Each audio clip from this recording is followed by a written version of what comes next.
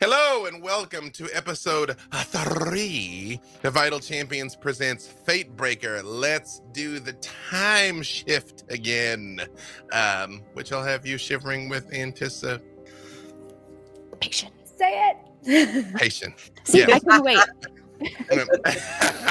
Yes, you wouldn't pass the marshmallow test as a kid. You know, that's excellent. Hello, thank you all for tuning in. Thank you to the Idle Champions players for voting in affecting the outcome of this wonderful narrative. As I always say, although the vote results are public, I would ask you not share them in chat. So if people don't know, they can be surprised when it comes about organically. Again, we acknowledge that the stakes are high and no small part to those votes, but we ask that you please respect the cast, no backseating. There are 100 reasons why someone may do something that you think is suboptimal in the moment. Maybe they just make a mistake. Maybe they're trying to build up something later. Maybe I've asked them to for the sake of the narrative. So, of course, just kind of sit back and enjoy the shoe. The stream code for today is ICP6 Nahara, which again, given as the verbal component of a spell, is Nahara. Yeah, I'm gonna just say that every time I see you. I'm like, Nahara, Nahara. Just rolls right off the tongue. Exactly. The reward is 1 gold Nahara. Furniture's gonna start floating. Calm down. Yeah. The reward is 1 gold Nahara chest, which expires November 6th at 9 a.m. Pacific. We also have our gargantuan giveaway, which, again, you guys who've been with us for a while, you know, I always mess this stuff up. It is written in such big, bright red, bold letters to announce at the beginning the gargantuan giveaway. And there's a non-zero chance I'm still gonna mess it up before we're done with all of this. You can enter the drawing during the break, and we will announce the winners at the end. Again, pay attention to your whispers, because that is how we are gonna let you know that you have won the thing. Today, for the US and Canada, we have the Dritz of Things bundle. You saw V's video, which are always objectively incredible. The Dritz plushie. I'm like, I feel like I know people. I feel like I'm supposed to have some pull. I don't have a Dritz plushie. So whoever wins is going to have some swag that I myself do not have and deeply covet. It includes the D&D Legend of Dritz 35th Anniversary box set, which is Family and Foes, the D&D The Legend of Dritz 35th Anniversary box set Tabletop Companions, and the Dritz and Guinevere plushies, which are kind of incredible. Quebec is excluded from this giveaway. Quebec, you know what you did. Use code ICP20 at dndmini.com for 20% off of your next order, excluding foam and life-size replica. Thank you to WizKids. This expires on November 22nd. The international giveaway is the Idle Champions Venture Forth in Sigil collection, with a Harmonium Thellora theme pack, a Factions of Sigil bundle, a Society of Sensation Kent skin and feet pack, Minute the Marut familiar pack. Or is it? I assume it's Minute the Marut, not Minute the Marut, but you know, you read things versus hearing things. So there you go. There's a little bitty Marut. You'll win them. There's the Venture Casual Certainty theme pack. There's the Hands of Havoc Widdle skin and feet pack. Note this prize cannot be split up and is non-transferable. Make sure to check your whispers at the end when the giveaway closes. The winners will be announced at the end of the episode. Thank you to Jay for moderating, making sure everything stays chill and we all stay cool. Before we dive into this properly, I just wanted to point out, about 1 year ago, when we were doing Hunger of the Far Realms, and we were doing our Halloween episode, and I was wearing this very mask. I came on to tell you that my dad had passed away over the weekend, which has now been 1 year to the day, which is strange, especially if you've ever lost anybody. You know this feeling. It simultaneously feels like it was yesterday and also 10 years ago, but it doesn't feel like 1 year. That being said, I would just say, hug the people that you care about. Tell the people that you love them. We all tend to let too many things go unsaid in this life, and you never know when you're going to get a chance to. And everybody on the screen right now will tell you that I tell them I love them all the time. And I also want to give a special shout out. I've never done this publicly, to Gina, who sat with me that night and kind of let me cry like a baby, which I thought I was done doing, but now I'm talking about it's about to happen again. So I promise we're about to get onto the D&D stuff. But let me just say again, rest in peace, Mr. David Walters. And for the record, he's a very big baby, B-Dave. Not like crying a lot, but like that's a very tall baby. both. Well, no. What's the word? You said there was a Vietnamese concept of why you did it. What was it? I cannot say it. But when someone passes, you come over and it's called Gia Buong, which literally means to split and share the sadness so you don't have to carry it alone. So Gia Buong, I was there to take a little bit of it for you. Yep. So, yeah. Call your mom, call your dad, hug the people you love. All right. With that being said, let's get back to it here. So, quick micro recap. Our heroes are caught in a wibbly-wobbly, timey-wimey mess as they keep getting jolted around across time and space. They found themselves in Zentarum Keep, seeing that storied place over the centuries, seeing it build up from just a small settlement in the middle of nowhere to towering towers of terror that were ruled over by Manchun. You also ran into Misty the Will-o'-the-Wisp, who really I just kind of wanted to spend the whole time talking to Misty. Also, the Dark Lady Tiamat. Correction, it's Misty. You know, I was like, I don't know. I'm like, is that her word? You know what I mean? Like is that Will-o'-the-Wisp appropriation for me? You sensitive about it?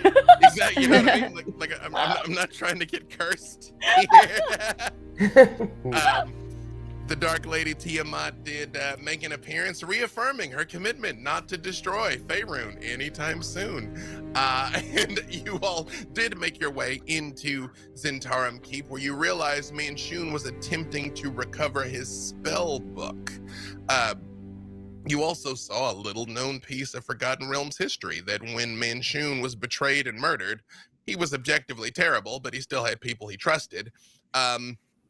He was not betrayed by one of his top lieutenants. That man had already been killed and replaced by a pit fiend who helped orchestrate Manchun's downfall. And in the process of battling said pit fiend, you all were drawn into a now familiar but no less uncomfortable portal of light.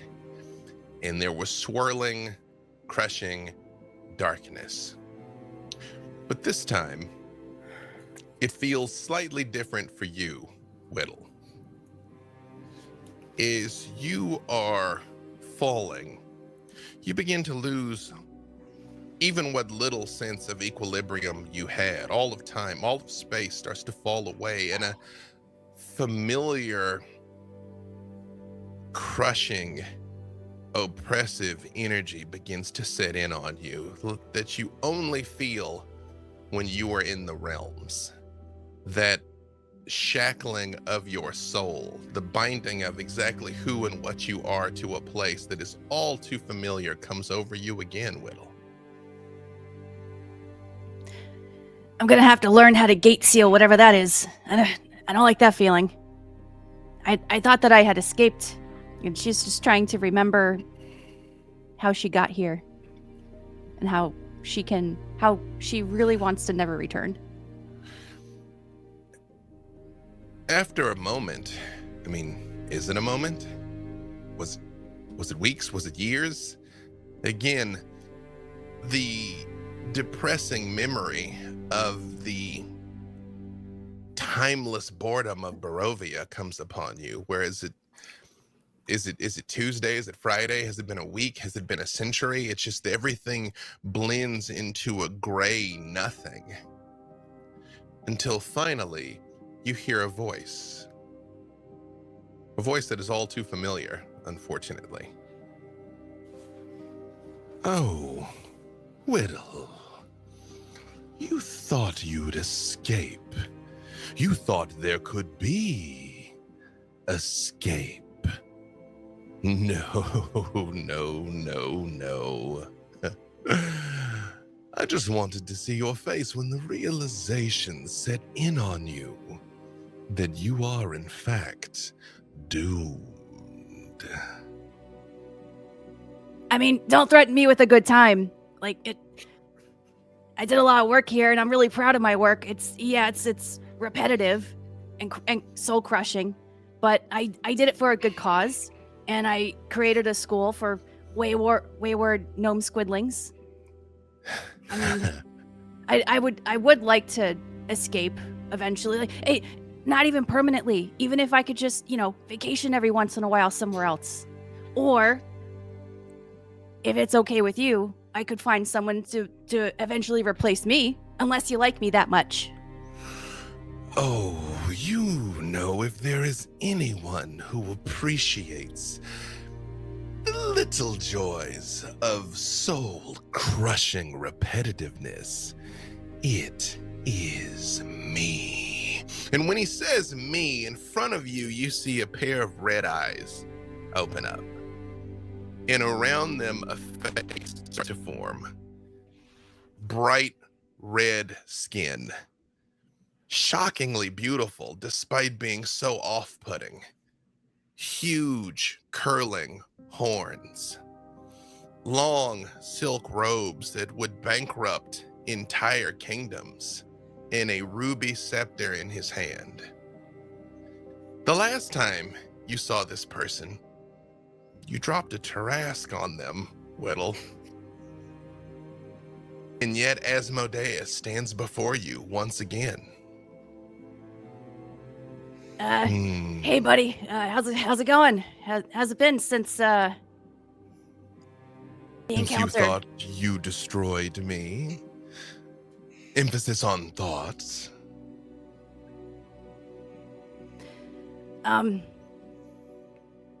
Hey, aren't you like the former lord of the Ruby Rod? Since, I kind of have it now. Do you? Check. Does she? You do not. Oh, how'd you do that? How do I do anything? Just as an aside, I did not do this expressly to see the look on Miss Gina Darling's face when Asmodeus shows up. Not this time. It was the good people of Idle Champions who voted to have Asmodeus, the Lord of Lies, which is a cruel misconception, by the way, show up to talk with Widdle. You see, know what, Asmodeus, I think we got off on the wrong foot. And this may be a personal question, but I can't help but notice that you're always kind of disguised. You're in these fancy robes. You look like you're always in pain. Are you gruesome under those robes? You see, he just sort of looks at you for a moment, Widdle. Widdle is, of course, very small, although tall for a rock gnome. Asmodeus stands about 12 feet tall. And he does push his robes open, and yes, all over his body are open, seeping wounds. Like he has been tortured and ripped up. Which doesn't really fit the aesthetic. Again, there's something about him, although he is objectively horrifying to look at, he's gorgeous at the same time. It's hard to concentrate when you look at him. And all of the finery as well, but it is very much in sharp contrast with just like the ruin of his physical body. And he just looks down and he says, well, sacrifices must be made on occasion. I would say that very few ever think to inquire about the health of Asmodeus, but I don't know that you're doing it out of the goodness of your heart, such as it is. But of course I am. I dropped a Tarrasque on you, and I apologize for that. It was, I was having an off day, and I just wanted to get to know you a little bit more, because I can tell you're probably pretty nice when people get to know you, and I don't think you really let people get to know you because you're afraid of what you look like underneath those robes.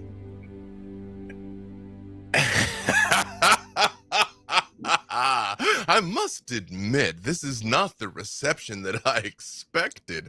I'd intended to come and antagonize you, like, oh, you thought you defeated me, and blah, blah, blah, blah, blah, blah, blah, but that's not the energy I'm receiving. And yes, at least dropping a Tarrasque on me was novel. I will give you that, Widdle. In my infinite omnipotence, that is an experience I had never had before. I panicked. You have to admit, you're really tall. You're really intimidating. I'm a tiny gnome. Well, and I had spent 300 years torturing your friend Freely, which I still look back on fondly, really. Have you talked to Freely lately?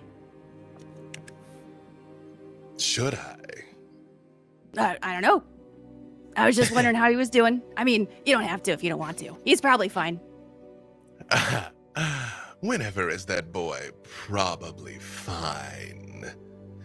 But I'm not here for him. I'm here for you. Why's that? Widdle. I'm often referred to as the Lord of Lies, but I like to think that I'm anything but. Most people don't like the truth, Widdle. They like comforting fictions. These robes, they aren't hiding what I am. They are a part of what I am. I just find when I tend to reveal my true state to people, they think of, there was a quote from a bard of some sort, a barbarian bard, who said, if it bleeds, we can kill it. I assure you, that is quite false.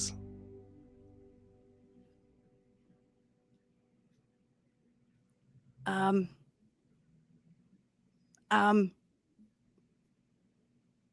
you threatening me? Honestly, I'd intended to, but we're having such a delightful accord, I don't feel it necessary to raise my voice. Yeah, that's what I thought. I mean, I thought Yes. that this conversation kind of took a turn there. No, not quite yet.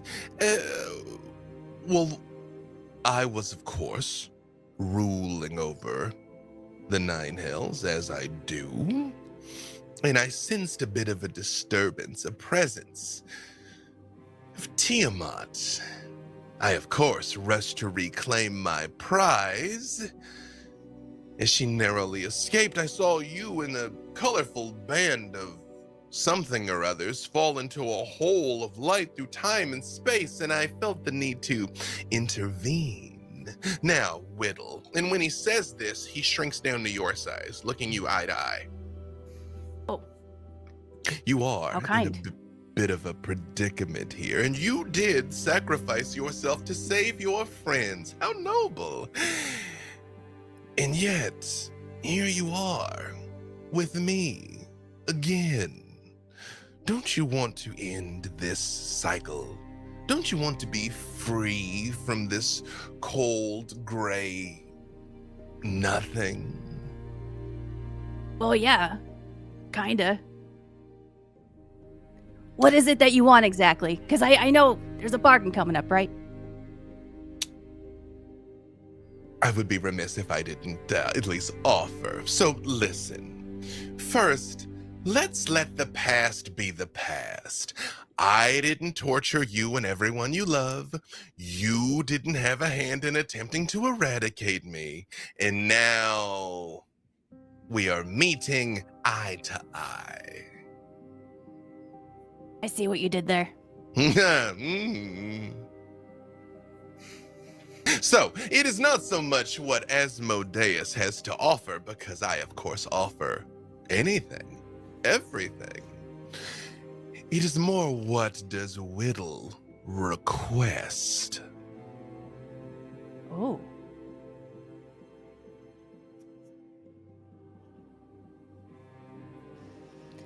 All right. I want to be free from the shackles of Ravenloft, obviously. And I want the Fatebreaker. Oh, you do. You know, Well, Widdle. I mean, everyone wants it, right? I Yeah, think if it of gets course. into the wrong hands, it could be catastrophic. Mm-hmm. Mhm. I tell you what. He extends a hand. Just say the word and I'll do whatever I can for you. No lies, no tricks. Not this time. I want the Fatebreaker. She takes his hand. You feel a warmth go through you as you have sealed a pact with Asmodeus. Wonderful. And he looks at you and he says, "This is twice now that you have surprised me, Widdle. I'm just full of surprises. I'm very much looking forward to what comes next." Me too. And there is a flash of light, Widdle, and all of you feel this now familiar, nauseating whiplash of emerging from these portals, which of course I was not ready to read you my flavor text. I'm like, I'm way halfway down my notes, and I'm like, and now what happens is some stuff that I'm stalling for. As you all feel the wrenching motion here, the darkness boils away but leaves you in shadow almost as deep. You stand within a broad, creeper-strewn clearing surrounded by towering trees. Dense humidity hits you like a body blow, a hot wind scouring you as it sets the forest canopy and the wall of vines and smaller trees beneath it into frenzied motion. Roiling storm clouds fill the sky, shot through with blue-white lightning that cuts the gloom. On the near side of the clearing, the foliage suddenly begins to shudder more furiously. And actually, I'm not really ready to read that part yet, so there's nothing in the trees. You don't have to worry about that. It's super happy fun time out here in the jungle. You got nothing to worry about. As the five of you reappear. Now, a little bit of housekeeping, because one, you do all get the benefit of a long rest. Which means we need to check in on some things with Jang Sao in particular. So let's combine things a little bit here. We have to roll your two portents, Jang Sao, but let's make the first one your wheel or woe roll. So Okay. if the first one is even, you are wheel, you help today. If it is odd, you are woe, you are not helpful today. That is a 4. That is a 4. It's going to be even, so you wheel, and go ahead and give me the other one. And then, come on. That is a 6. 6. So basically, you can probably make 2 people fail things at some time today. Perfect. And that is a 15. Well, you only needed the 2, so I'll let you decide. Do you want to keep the 6 or do you want to keep the 15? I was combining it, where I was like, if the first one's even, we'll do wheel or woe. I see. Oh man, my low number really helped last week. It did. I will go. You know what? I'll keep the 6. Let's cause some trouble. So you have a 4 and a 6 for your portents. Again, for everyone that may not know what we're talking about, Jang Sao's got some levels in Divination Wizard, which means she can replace some die rolls with her portents. That being said, all of you sort of appear in a little bit of a pile in the middle of this jungle clearing. Excuse me. Shield. Sorry about that. Sorry about that. Yes. Laura, Sorry. your leg is on me. Let me just. Laura. Sorry about the jacket. Watch your eyes. Watch your eyes. My left hand was on yellow, though. Those aren't pillows. No, I said my left hand was on yellow. Yeah. Oh, okay. Oh, okay. All Yeah, right. Planes, trains, and automobiles gag Yeah, for the good. kids at home. Gotcha. Yeah. Oh, well, where are we now? Widdle's gonna look at her Ori. Two things, Widdle. When you pull it out, first you see the hand that you shook with Asmodeus. Your palm and fingers are black now, like you've just kind of rubbed your hand in the dirt. As you pull the ori out, it is going to tell you something, which is very important. Uriah, make your point while I tell her what the ori is going to say. Oh, yeah, well, given that we seem to be in a rather humid place, Uriah pulls a small replica chest, really, from his pouch, speaks a command word, and the chest grows to the size of a large chest. He opens it up and takes his old adventuring gear from it, putting his robes of office away. It's like it was a bit ostentatious for me, I suppose. Then he touches the Iron Crown of Darkon, and a glamour causes it to seem like a very familiar tricorn hat. Yes, how does Nahara react? Because this is the first time you've seen him like this in a very long time. I was not expecting that you held on to those, but I do miss that hat. Yeah, I mean, it is the Iron Crown. It's rather uncomfortable, but it looks like my old hat. He puts the robes and whatnot into the chest and shrinks it back down and puts it back in his pouch. Yes, I just thought I should look, well, like myself. It's nice to have you back. As you are doing this, Widdle, you take the ori out and you click it and the rings pop up and start spinning, and you all hear that automated voice say, World of Eberron, Continent of Zindrick, the Valley of Shadows, 998, Year of the Kingdom, and then it just sort of trails off. Eberron. Oh, Wait a minute. We've been here before. Well, Haven't been we? to a piece of it that was in the domains of dread, but yes, I mean, that's where we got these. That's right. Oh, yes, I do. The name did sound Emerald. familiar. Specifically, I actually don't. No, you all knew at the time what had happened. You all were on the Morning Rail, which was a lightning train that was attempting to escape some great cataclysm in Eberron's past, which you quickly realize never really escaped that cataclysm. So in a manner of speaking, you've been on a ghost train that thought it escaped this place and never did. Yes. And that is, in fact, where your goggles came from, Uriah. Does that include Jang Sao? Does she know? Jang Sao, you can give me either nature or history with advantage, whichever is higher. And do you want to know if you know about Eberron at all, or if you know about those specific events? Yes. Got it. Go ahead. With advantage. Okay, let's see. I have history. Okay, I'll do history. Mhm. That's an 8. You know, Jang Sao, you spend a lot of time in space, astral. You know, it's the Eberron. You probably heard the word before, but I mean, you know, okay, so some kingdom got wiped out or something. They all get wiped out eventually. It's dust through an hourglass, Jang Sao.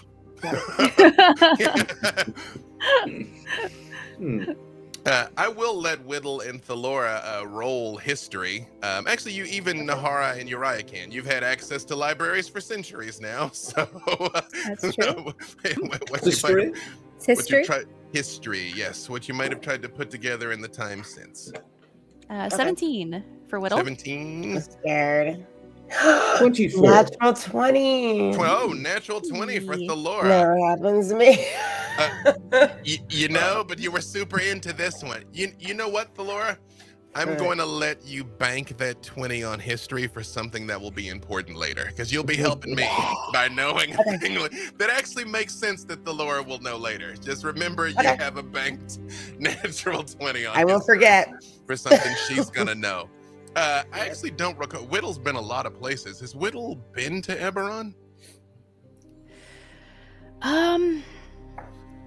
This I is what don't happens when remember, you to play be characters completely for honest. years and Widdle has years. been Yeah, I'm all like, yeah, we've been a lot of places.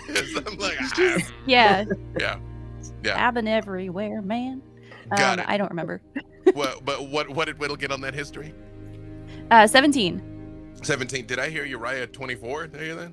It's actually 26 total. 26 in Nahara. I rolled a 14, but I'm going to use knowledge from a past life to add a d6 to that. So Perfect. that adds 2. So I had a Got it. 16. I will say, kind of between all of you, kind of putting your heads together, you know, the most telling thing about Eberron is, of the places you've been, it is the most technologically advanced. Even though Spelljammer craft are pretty impressive when you're on them, they're still fundamentally magical things. In Eberron, they have perfected technology. They've really harnessed magic in a way that kind of made it accessible to everyone, and they build machines out of it. Warforged in particular, which again, I don't recall if Nahara and Uriah ever encountered a Warforged, but you've at least, yes? There was one aboard the train, as I recall. Indeed, there was. That is kind of the number one thing they were able to create, were truly sentient constructs with their own free will. Although the mechanism by which they were created was lost over time. This place has been gripped by multiple wars where massive kingdoms and empires rose up and were wiped out completely, like a lot. Has kind of been the history of Eberron. I will also say, with that 26, as you are sort of tumbling this through in your mind, Uriah, you realize that one of those maps that you've got is also indicative of this place that you are in right now. Oh, yes, in the marketplace. Widdle, do you have those maps, or who ended up with them? Yeah, here you go. She hands all 3 of them to Uriah. Oh. Yes, I think this one, he sorts through the maps, and does he find the Eberron one easily, or? You do, because you've got 3 of them. One of them, you realize, was now in the lands of the Zentarum.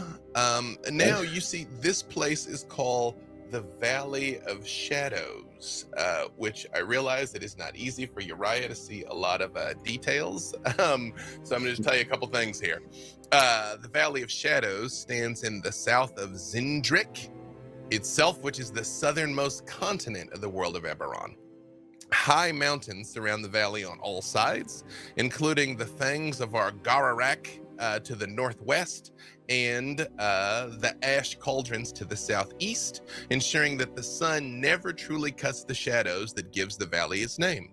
Most of the valley is heavy forest, stalked by dire predators and Yuan Ti. Shout out to the homies, Yuan Ti. With small settlements of drow and giants scattered here and there. The soil of the undergrowth of the jungle hides countless ruins of the fallen civilization of the Titans of Zindrick, for the Valley of Shadows was the center of that civilization at the height of the Kolseer Empire that fell 40,000 years ago. Although giants still dwell in Zindrick, the Titans of old, who were their forebears, were far more advanced in magic. Dedicated bands of giant arcano-archaeologists explore Zindrick today, searching for lost lore in the magic of their fallen kin. So to wrap that in that high roll, a very powerful and incredibly magically advanced giant of empire of giants used to be right here, but was wiped out. And now it's just jungle and ruins. Yes. And this map, what are the predominant features on it? Again, are you showing that in? Is there a place I can go to look at it? Or? Yes. Can you see the ancestral place where we look at things? Is that easy for you? We're dealing with multiple stuff. Yep, that's all right. Basically, the landmarks I said are on there just to help you kind of get oriented. Well, this appears to be where we are. The question is, where is Manchun? Where is Fatebreaker, and why is this place in particular so important to him? He's not native to this realm, as far as I know. I will add one last thing. When the Ori said the year 998, Widdle, for these people, it is 998 in the way they measure time. So you basically came to the present day. Even though in Faerun, the Forgotten Realm, the present day is like the 1490s. Here, by the way they measure things, you essentially came to now in Eberron. Which is in the past Yeah. for us, sort of. We've experienced more of the futuristic timeline. Mm-hmm. Who has the book? Which book? Didn't we take The book? tome? Did we The get it? tome? No one got Oh, the spell no. book. Oh. You destroyed the lectern and it was taken away by the storm. Oh. Well, that would have been helpful. Well, the question is whether the backlash from whatever had just happened brought us here by happenstance, or if there's something we need to do here to move on. Or are we stuck here? Well, as it happens, given some time, I am theoretically capable of traversing the plains with the assistance of Ezra, the Raven Queen, of course. Something But- tells me we have to have. There has to be a reason why we're here. But does there? I mean, isn't the person who brought us here sort of extremely chaotic? I mean, maybe he just Well- disposed of us here. I don't know if they... I suppose I could try to see into what things we shall encounter here, what our purpose is. I appreciate even Sag is like the cards. She's like, let's go. Yes, thank you for the reminder. Yeah. Would someone like to stop me? The curious cards. Yes. Let's stop there. Merchant. I'm shopping. It's a shopping trip. Yay. We're all gonna try on hats. Let's go to the mall, everybody. I mean, Uriah has already begun our montage. Mall. Well, yes. I mean, this is an old hat, but all right, merchant. It is the upright merchant, correct? Yeah, it's front facing or There is I'm having a mild technical snafu over here, so talk amongst yourselves That's all right. while I get the meaning of the merchant card. I mean, this is a technologically advanced place. I mean, I'm sure there's many a very modern haberdashery Oh, in which we could yes. have a proper montage. And I mean, really, a domain like this is the best place for appliance shopping, since they have them. Play. The merchant is a rare commodity or business opportunity, a deceitful or dangerous business transaction. What? Oh, Well, that- jeez. Are you serious? Oh, no. That just happened. You saw Oh that my happen. goodness. The black. No way. What in the world? That Why are they always literally right? just happened. I hear Happy you. Halloween, everyone. Happy Halloween. It's y'all. We did 50 episodes of the Black Dice Society, and I cannot tell you how many times these freaking cards. Along with one shots, even on the one shots. Yeah. That's No, yeah. The crazy. cards continue to bat 1,000. That's right, Katie. That Yeah, was a good exactly. idea. Yeah, exactly. The She's like, powers I are all in told that you. cat. She's like, didn't I tell you? Yes. Jang Sao goes over to Widdle and takes her hand. Widdle, what is this? And holds up her black hand. I feel like I should be forthcoming with you all. Yes. That deceitful transaction, that just happened. So Wait, What? wait, just What just when? happened? We were all Who? together, and then we all were all here. When exactly Yeah. did that just... you know what? It's really hard to say exactly when that happened. Right before we all piled on top of each other here, I remember that. I was visited by an old friend. I don't know if you ever met Asmodeus. Real tall, handsome fella in robes. Wait, I think he's hiding something. Did you say Asmodeus. Asmodeus? Yep, that's the one. Of the 9 hells? Is your friend. Casual acquaintance? How deep is that friendship? Not very deep. Not very deep. deep. I call him a friend just so he won't kill me, to be completely honest. Fair. Are you aware that your friend is not only a devil, but the devil? Yep. I'm aware of that. So, he asked me what I wanted, and I thought real long and hard, and I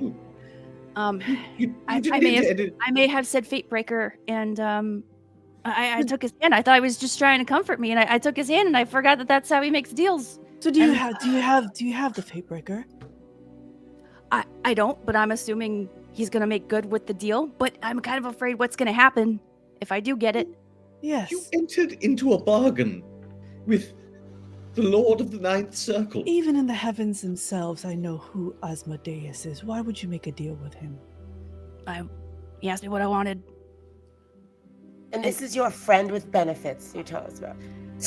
No benefits that I know of. Oh. It's the devil after all. What was the price that, if you don't mind me asking, what was the price that you were paying?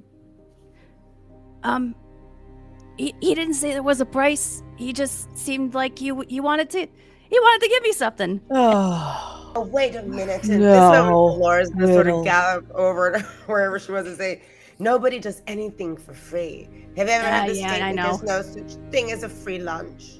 especially the devil. Widdle, I don't mean to exaggerate your peril, but that's literally the worst situation anyone could find themselves in. No. We don't want a dog pile on you. We don't want No, people I mean- yelling at you at the same time, but we just You have need your some life, you have your clarity. health. This friend. Has he ever done favors for you before? He let me escape once. From what?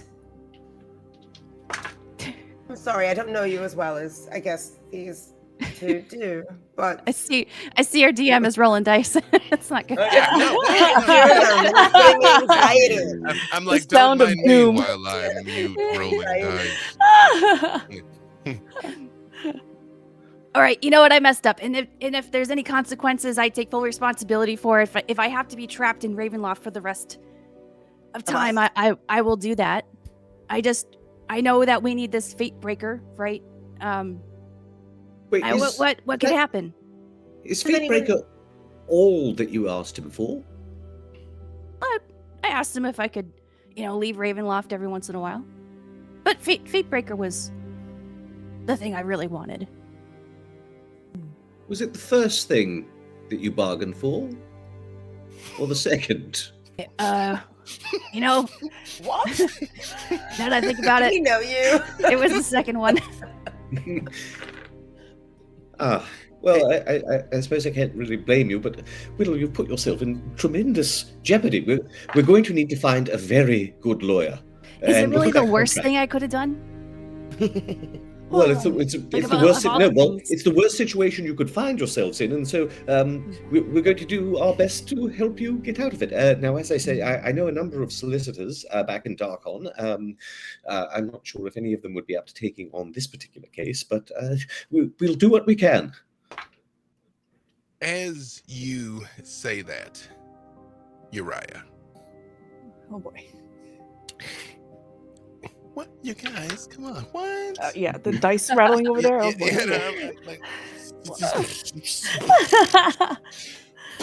Oh boy. Uriah. Hmm.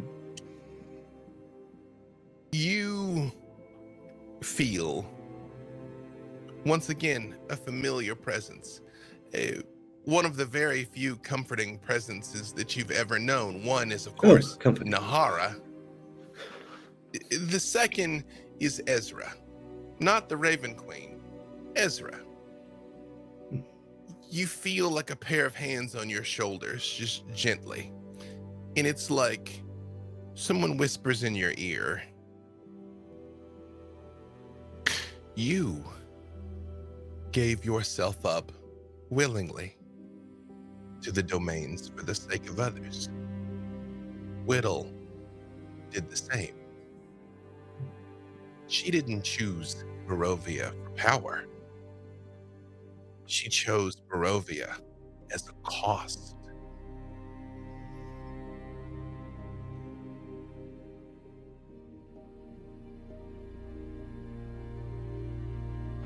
Is there anything else? Hello? Who are you speaking to? It was so very strange. It was the Raven Queen, but as I used to know her. Widdle, we'll certainly endeavor to free you from this. But I wonder, if you've made this deal, doesn't he usually produce results right away? I've never made a deal with the devil before. Only the dark powers.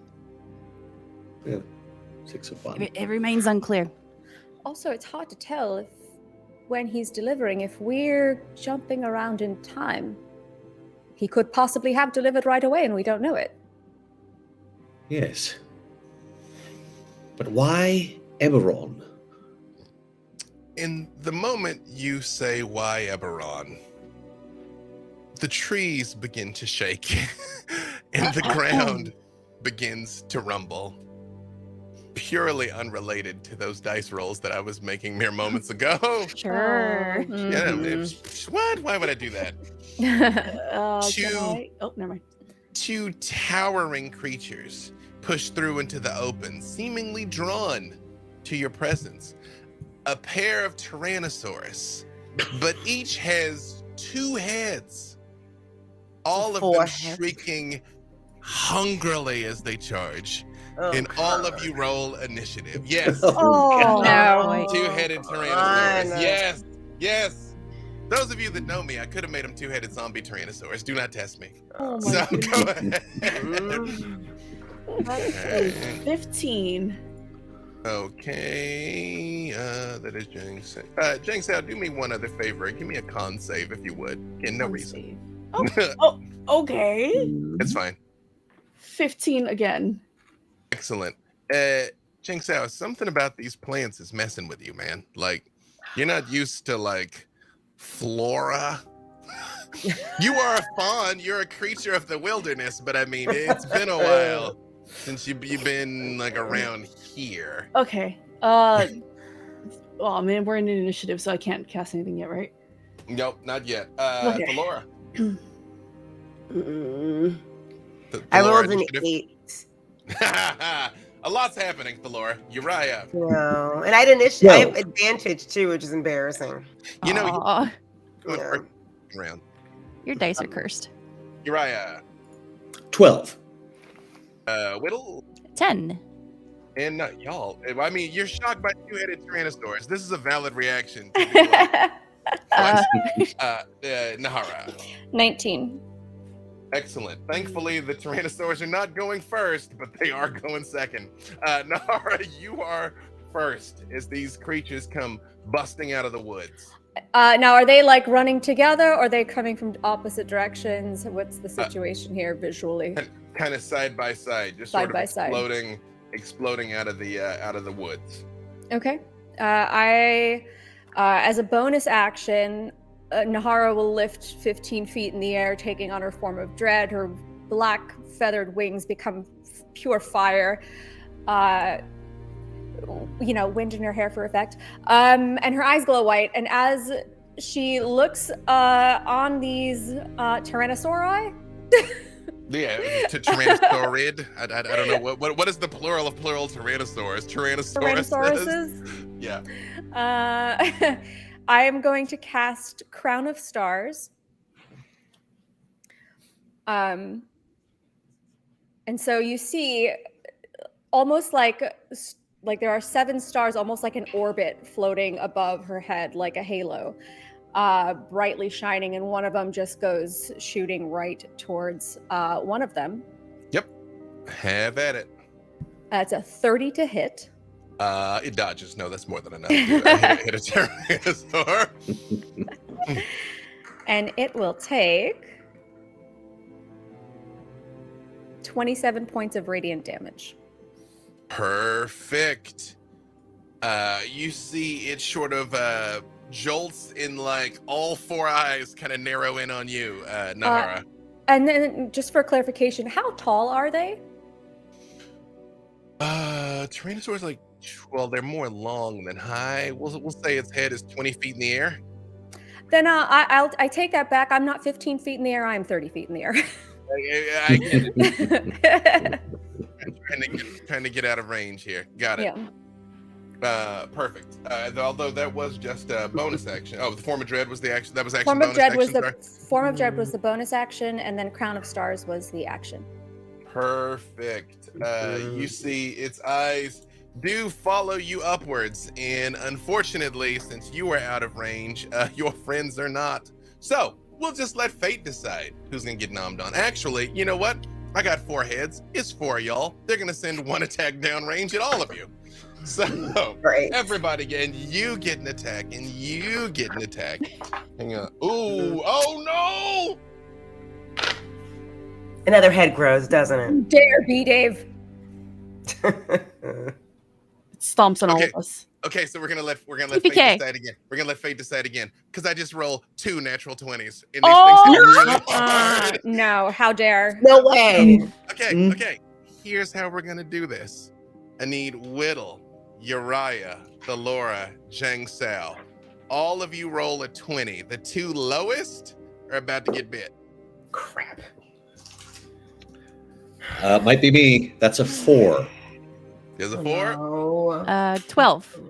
12, See? 11. 11.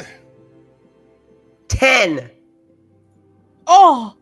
Oh, so that's 10. That is Uriah and Thellora are the lowest, is what I'm hearing there, right? Oh God, yeah, I guess so. I don't know. Hold, Of course. hold on. And Hold on. that's a natural 20 that's about to hit me? That is a natural 20 that is coming You down. know it is not. Sentinel at death's door, thank you. Jang Sao, did I hear you say something? Oh no, I was just cheering Mark on, sorry. I was cheering Uriah on. Perfect. Oh wait, on, you know, what- so that's 2 natural 20s, right? That is 2 natural 20s. Uriah is actually going to cancel the one that hits Thellora. He'll take the natural 20. What does it look like when Uriah does that? Wait, can I still use my poultice? You can you use your what? I'm sorry, my omen thing? Yeah, well, you can do one of 2 things. You can, because you have a lot of manipulation ability available to you, Jang Sao. You have your portents, where you can just straight up replace the roll. That's really all you can do, because right now you're in helpful mode. If you were in woe mode, you could subtract, but you're in wheel mode where you help. So yes, you can still use one of your portents if you want. Yeah, I'm gonna use my 6 on that 20. Now this is important. Are you going to use it for? I guess you've got to use it for Uriah, right? Yes. Excellent. Time slows down as you see these heads coming like very clearly towards the 2 of you. As Uriah, you turn to protect Thellora, and Jang Sao, you've seen this moment that you alter just slightly. However, they have a significant to hit bonus. So what is Uriah's AC? Uriah's AC, hold on, is 21. Which it goes from being a crit to a miss now. Perfect. However, both Jang Sao and Widdle are almost certainly going to get bitten with a 24 and a 28. Yes, Yep, that Meagan, definitely you can get past that. So here's how it's gonna work out. Now, as you see this head coming to deliver doom, Uriah, you're able to shift it just so that unfortunately Thellora still takes a massive bite wound as they come down on all of your companions, but the head that was coming for you, Uriah, just clangs against your metal armor and retracts. So each of you takes, well, not Uriah, the rest of you, and not Nahara. So Jang Sao, Widdle, and Thellora take 33 points of damage. Jeez. And the heads don't let go. They pick What? you up and are being held in the mouths as they are just shaking violently. You are grappled and restrained. So, One thing I forgot to mention, I'm sorry, B-Dave, I always forget to do this, but the one that I hit has to make a wisdom saving throw because if it fails, it's frightened of me. They are not terribly wisdomous. Let's see. It got a big old 3, so it Okay. won't. Oh, actually, it's got 2 heads. It gets advantage. Sorry. And then I rolled a 4 and a 3. Great. Okay. So yeah, it wants nothing to do with you. So Okay. you watch even as this centaur is picked up, as this satyr, as this rock gnome. You all are grappled and restrained, and unless you use your action to get away. You can't move. You have disadvantage when you attack, and they have advantage if they try and bite you again. But Okay. Can Widdle Misty Step? Misty Step is a bonus action, not a reaction, correct? Mhm. I'm pretty sure. Yeah. Yes. Yeah. I thought it was Well, bonus but action. when it's Whittle's turn, Well, you can Misty Step to get out of its mouth, though. Yes. However, I have a Jang- question. Yes. I have immunity to critical hits.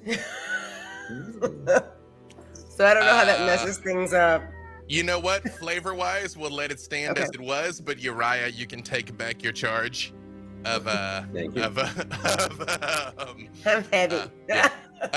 No, Perfect. I don't know. However, it is Jang Sao's turn. Jang Sao, you are in this Tyrannosaur's mouth, getting shook around. Oh, disgusting. Okay, I've never done this before, but I want to cast. Where is it? Dominate Beast. Ooh, okay. Okay. What is your save? It should say in parentheses next to it. Let's see. Wisdom. Oh, is that yeah? Okay, so it's 19. Again, it has advantage, but it is not terribly wisdomous. So, as this Tyrannosaur is shaking you in its mouth, you see it just stops and kind of blinks, and the head that is holding Widdle just turns and looks at you. Okay, from inside its mouth, you guys all hear but she's speaking to the Tyrannosaurus. Unhand me and unhand my friend immediately. It smells awful in here. Blah. Just bump, drops the two of you, and you see the one that is, I'm gonna say both mouths are kind of holding on Thellora, like one's got the horse half and one's got the human half, and just turning and looking like, oh. As this one just lets go, and you see its pupils just grow huge as it's looking at Jang Sao. Better. Now, can I make it attack, even though I just made it spit me out? So when it's its turn again, it'll do whatever you want it to do. Okay. And then I look at it and I go, heal, boy. Just sits down with like 2 Tyrannosaur heads staring at you. Perfect. Cute. And then that's action. I still have a bonus action, right? You do? Wait, and do I still have an attack? No, because that would have been, unless you have, I don't think you have any bonus. Your starry form, if you go into the ranger, you can attack as a bonus action. Yeah, so I would like to turn into my starry form with my bonus. And let's see. Okay. And Jang Sao starts levitating slightly and glows impossibly bright, eyes bright white gold, and the stars around her body start swirling around her. And I want to attack with my archer form. Let's see. Roll it. That's I'm gonna be nice and say you charm the one that hasn't been damaged yet. So the one that Nahara already beat up is the one you're still fighting. Yeah. I rolled a 23. More than enough. Jang Sao opens her lantern and plucks out her the brightest star she can find and flicks it at the Tyrannosaurus for a total of 17 damage. Perfect. You get a muffled as you're now speaking Tyrannosaur. It's saying some unkind things about you. Oh, do you speak to your mother with that mouth? You take that back now. Anything else from Jang Sao? No, and this coat does not make my hips look big. The other Tyrannosaur is like, Uriah, it is your turn. So we've got one Tyrannosaur under control, or well, two heads are under control. Yep. And what's the other one doing, and who is it attacking? It is holding Thellora in its mouth. Like both heads are kind of chomped down on Thellora, and she is grappled and restrained. Well, let's see if we can make them stop doing that. So Uriah will just point at it and say, "That is quite enough of that," as he casts Blight, upcast to... and he gets a 1-level bonus from the Book of Exalted Deeds, so this is going to be cast at 7th level. No, this is the first time Uriah has used the Book of Exalted Deeds, especially out here on the Prime material. What does it look like when he pulls this thing out? The book itself disappeared after he read it. The book is gone. It's just the big sort of, the halo that's always around it. But I think when he's, using its powers, the halo takes on a real sort of stained glass kind of look. It's very, just like whirling behind him. Widdle, I'm going to say, as someone who once held the Book of Vile Deeds, you recognize that glow immediately around you, right? She's just smiling and nodding her head like... Yeah, perfect. Have at it, Uriah. So that is a save for it. I think it's con-based, which they're probably great at, but... it does have a chunk con bonus, but I continue to roll trash. I rolled a big old 6, so... his DC is 20, so you will take... That is not going to be enough. Yep. You will take 45 points of necrotic damage. Ooh. You see these, the ground comes up and comes to life, and the flesh on this Tyrannosaur starts to wither and bubble and die. It's already not looking too good, but it is still up. Anything else from Uriah?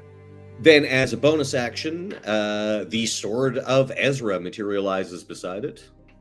As spiritual weapon is cast. And it will attack as well. And this gets... Technically, yes, I know for those at home, he can't do 2-level spells, but he's a Dark Lord Archmage person. That's true. No, sorry, I could do... no, actually, no, I got no bonus cantrips. Never mind. Never mind. It starts to come up, but not quite. Does anyone need a spare of the dying? If not, I'll hold off. Yep, nope, not currently. Done. Moving on. Depends on how these heads are going to keep going. Widdle, it is your turn.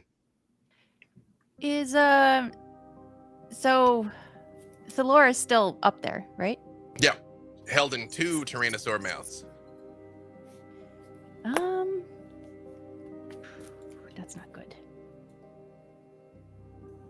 Of course it is. For me.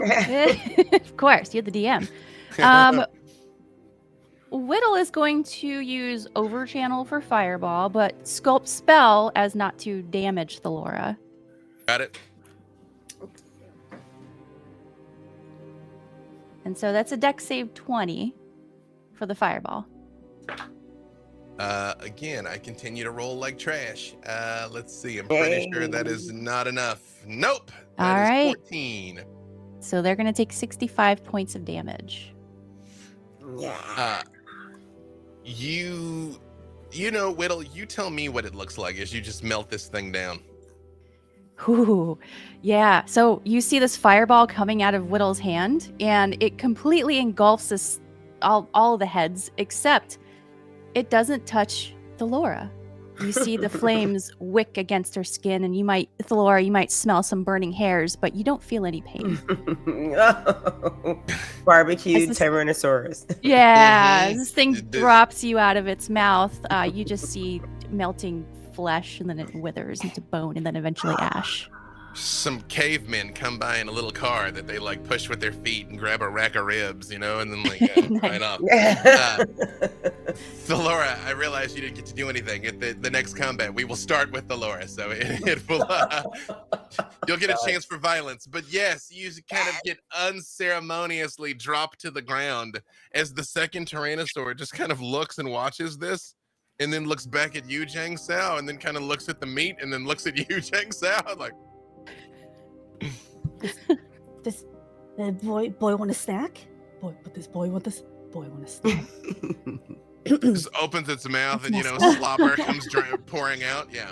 If you're a good boy, we'll give you a treat. Thellora, what does Thellora say as she sort of like hits the ground with all the fire erupting around her? She just hits the ground with like a mighty, like as if a horse was maybe falling from the sky. She just lands and like shakes her hair a little bit. And she goes, just kidding. That's The hero landing. I mean, yes. So we see the Except horse. So you see, I guess you just see these creatures just landing or roasted to the ground. That's what we're seeing, falling around us. Mm-hmm. Oh, Thellora, are you all right? Do you need healing? I guess I'm fine. I'm just not sure. I mean, I've heard of those things, but I've never seen them in person before. Does anybody know exactly what they were and what they wanted? Is this your fault, little one? Is this possibly the retribution for, hopefully, for what you asked for from your friends with benefits? You know what? The benefits part, it remains to be seen. I don't think he had anything to do with this, though. Can Widdle use her boots of speed and just try to run in the direction that they saw this beast come from to see if there are any portals? And she will use the warp sense to detect. When your warp sense just goes absolutely bananas with this storm that is over your head, Widdle. But give me a perception check. Okay. That's going to be a 23. Right as you're getting ready to like meep and take off running, you realize someone is coming your direction. 4 very large individuals are coming through the jungle very quickly. Run! There's What? something big coming this way. Run. So she's going to cast Long Strider on everybody. So you have an extra 10 feet of movement. So you can start getting away? Yeah. Perfect. Do I still have my dinosaur's control? You do. Isn't it like an hour? It's like something I ridiculous. think so, yeah. Yeah, uh-huh. Oh man, can I keep him, guys? Oh my god. I don't know, he's kind of cute when he's not He's fighting just a anyone. puppy. Puppy. Okay. I Like 2 puppies in 1, really. Yeah. to a dinosaur and I say, follow us, but behind us, just in case. Just sort of like bobs its head and like comes out. It's like boom, boom, boom, boom. So you all move very quickly, but by no means subtly, as a 2-headed Tyrannosaur is stomping after you. You make pretty good time through the jungle until you sort of stumble upon something unexpected. As you're making your way through the jungle, you start to hear a voice, like someone talking to themselves or singing or something out here in the middle of nowhere. What exactly do they hear, Gina? Boxy comes whenever death calls, but get home before nightfall. We get the treasures whenever we brawl. Dang. Pop goes the eyeball.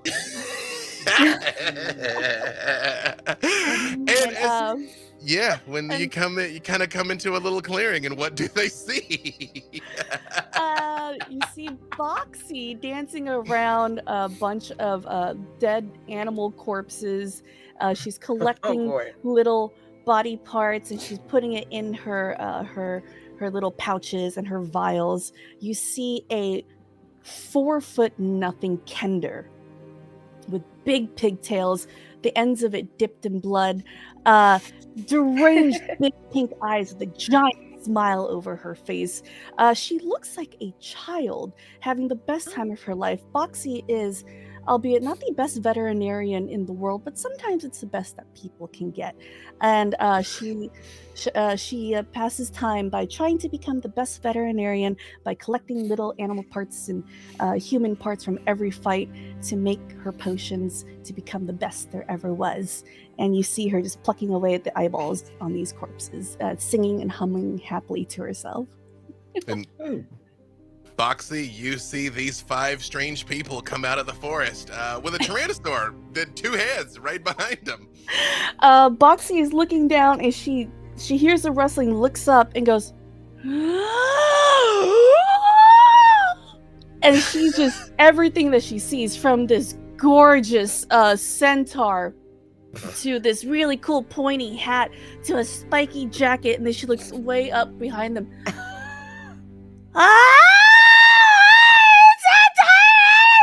She runs over and starts clamoring and touching everyone's spiky jackets and hats, and she starts pulling on Uriah's hat and puts it on herself. And she runs over to Thellora and goes, "Wow, you're the prettiest thing I've ever seen!" And she plucks a piece of the hair from Thellora's tail and shoves it in her pocket. Little girl, where are your parents? Parents? I'm 102. I don't need parents, silly. Oh, by the way, have you met Nibbler? This is my boy Nibbler. And she holds up half a decaying corpse of a bunny rabbit that she hugs so tightly. Oh, you're all by yourself. Okay. You're the legendary Boxy. You've heard I- of me? What? I've heard about you. Yeah. And she Do you know smells- Widdle? She smells Widdle. Wait, hey, you smell like my best friend Riddle. That's because I made her, and she told me all about you. You're And she Riddle's told me mom. she told me about your bunny and how you both went on murder sprees, and you were like space pirates, and you did lots of cool stuff together. It's so nice to meet you. It's nice to meet you. Boxy, although you have never met Widdle, you have heard Widdle's recordings because Riddle had them and played them. So you've I don't remember if they were holographic, but if nothing else, you definitely know this voice. As she starts that's talking. right. That was like encode thoughts in a cassette tape that Riddle held in her chest. Mhm. Oh, you're just as pretty as she said. Oh, by the way, if you see her, you might hold on, wait. And she reaches into her infinite pockets and goes, "Can you give this back to her and tell her I'm sorry? I borrowed it. I think she would want this back." And it's just a tiny little gear. You know what? I just saw her. I'm sure we're gonna come across paths again. Thank you very much. You know what? You're more honest than everyone says you are. I'm trying. It's this new thing that I've been trying to do since I went to therapy. Important point of clarification there, Boxy. I realize you don't have Boxy's sheet handy, but Kinder are maniacs because they have no real concept of ownership. So I know that Boxy's trying. Give me a will save here. You can use you can use Jang Sao as a will. Can you keep your hand out of their pockets? Oh no, don't worry. I can pull up a Boxy right now. That's my girl. Yep. Okay. Let's see. All It's a right, will Boxy, go. save. It's a will save. Okay. Yep. To avoid crime. Where is will? Kind of upper left. Oh. Strength, wisdom. Yep. It's should be kind of across that top row, or down the right under strength, dexterity, con. They're written again, and there'll be a number next to it. Just wisdom. Click on the wisdom save. I said wisdom. will. Sorry. Okay. I'm talking vampire. Wisdom save. That's a 27. Whoa. What does it look like when you want to do crime, Boxy, but remember, people don't like it when you take things. So Boxy looks at Widdle and goes, "Oh, I can't believe you're her mom. Can I hug you in your cool spiky jacket?" And she hugs Widdle. She jumps up to hug Widdle, but then you see her face just go. She feels all of the knickknacks inside of Widdle's pockets, and her eyes start twitching. Her mouth is foaming and drooling. Her hands are trying to slip into the pocket. Oh, this is such a nice jacket. and then forcefully rips herself off of Widdle to not steal anything. You know what? I can tell you're showing a lot of restraint, so I got a little something for you. She hands Boxy a vial of blood. Oh, thank you so much! Oh my god, you know exactly what I wanted! She tucks it into her little pocket full You of can use blood it for your vials. drawings or something. Oh, thank you! Yeah, are you okay? This jacket's got like 1,000 knives on it. Oh no, it was nice. It was like one of those, you know, those mats that you walk on, the massage ones for your feet. I love those. Those feel so good. But it's like for your whole entire body. So I feel like my back pain just went away. Widdle, I am gonna say though, as Boxy pulls away, there's a couple of like a dead gecko and some crickets kind of like stick to you as she pulls like there's a couple bits of things. Yeah. Oh, so sorry about that. She it's plucks alright. off the gecko. She goes, oh, it is around lunchtime. She pops it in her mouth and starts chewing on it. Oh, yummy. Oh, did you want some, pretty horse lady? I have plenty of snacks. I got some squirrel tails. I got I got this. Hold on, there's a frog's a thorax right here if you want. You look like a thorax kind of person. Oh, no, I think I've already I have this like image of like them coming upon this like cute little girl like lost alone in the middle of a field, and as they get closer they start seeing she's covered in blood and has like dead animal parts around her. Yeah. So Thellora's just sort of confused, standing there for a minute, and she's like, no, I think I've eaten already, but what are you doing here? Did somebody leave you here all alone? Oh yeah, girl? I come here all the time to kind of make like new medicines and stuff. You guys don't look too good. Like, see, I make little medicines, as you can see, and you see like Oh. mashed up or bowls, clay bowls with mashed up leaves inside with various Oh. animal parts that she's kind of mashed together to make potions and ointments. Oh. You guys don't look too good. You guys want a little bit of help? I am the best doctor, although legally I am obligated to tell you that I'm not a real doctor, but I do my best. That's what they call it, a practice, right? Yeah, it's lots of practicing. Yes. Did you learn all this on your You're own? a physician. Excuse me. Yeah, Oh, please. physician. Uriah, Hmm. is you are interacting with Boxy, although her methods are quite different from you, you realize you and her have quite a bit in common because, such as you would phrase it, she too is a grave cleric. Oh, interesting. Yes. Perhaps we should compare notes, both theological and medical. I myself am a doctor as well. Oh, I knew I can smell the doctory on you. Oh, I would love to. And she pulls out a scroll and unscrolls it or unrolls it, and you see these are all my notes, and it's about 8 feet long, and her notes are just animal drawings in crayon, just crudely drawn. It's so you see like a cat plus a leaf equals heart. What? And then another one, it's gecko plus berries equals sad face.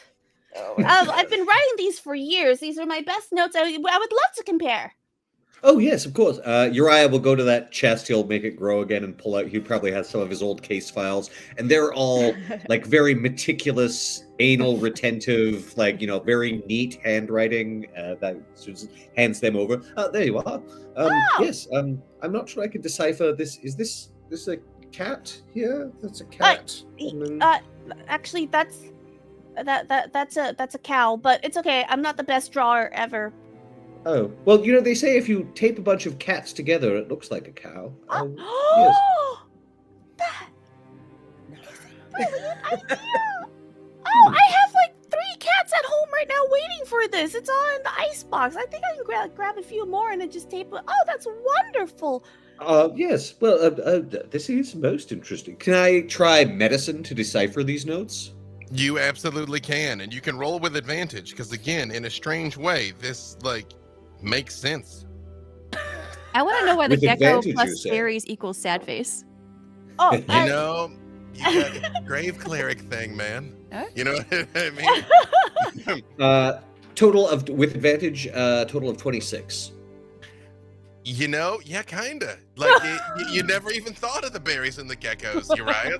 But it's so obvious now. Yes, I mean, no, this is scientifically sound. I think the pH of the berries would probably alter. Yes, this would work. This would work. And Yes. Boxy is ecstatic. There's no one else that has ever understood her notes. Everyone told her she was crazy, and she just stares up at Uriah. You understand? Yes, and as they say, and then he says like a saying in Halfling because he's never spoken to before. Does Boxy understand Halfling at all? Yeah, do you speak Halfling? I don't in a common, draconic, and Gith. Yeah, no. I would say you probably have had enough people try and speak Halfling to you over time. It's like hearing French and being aware that it's French. Right. Not knowing what he's saying. Yeah. And it's probably if it's Halfling, it's probably some food-related saying. Never bake a pie twice, or something. Exactly. That's what I did, and it went. Yeah, and then the little raccoon went boom.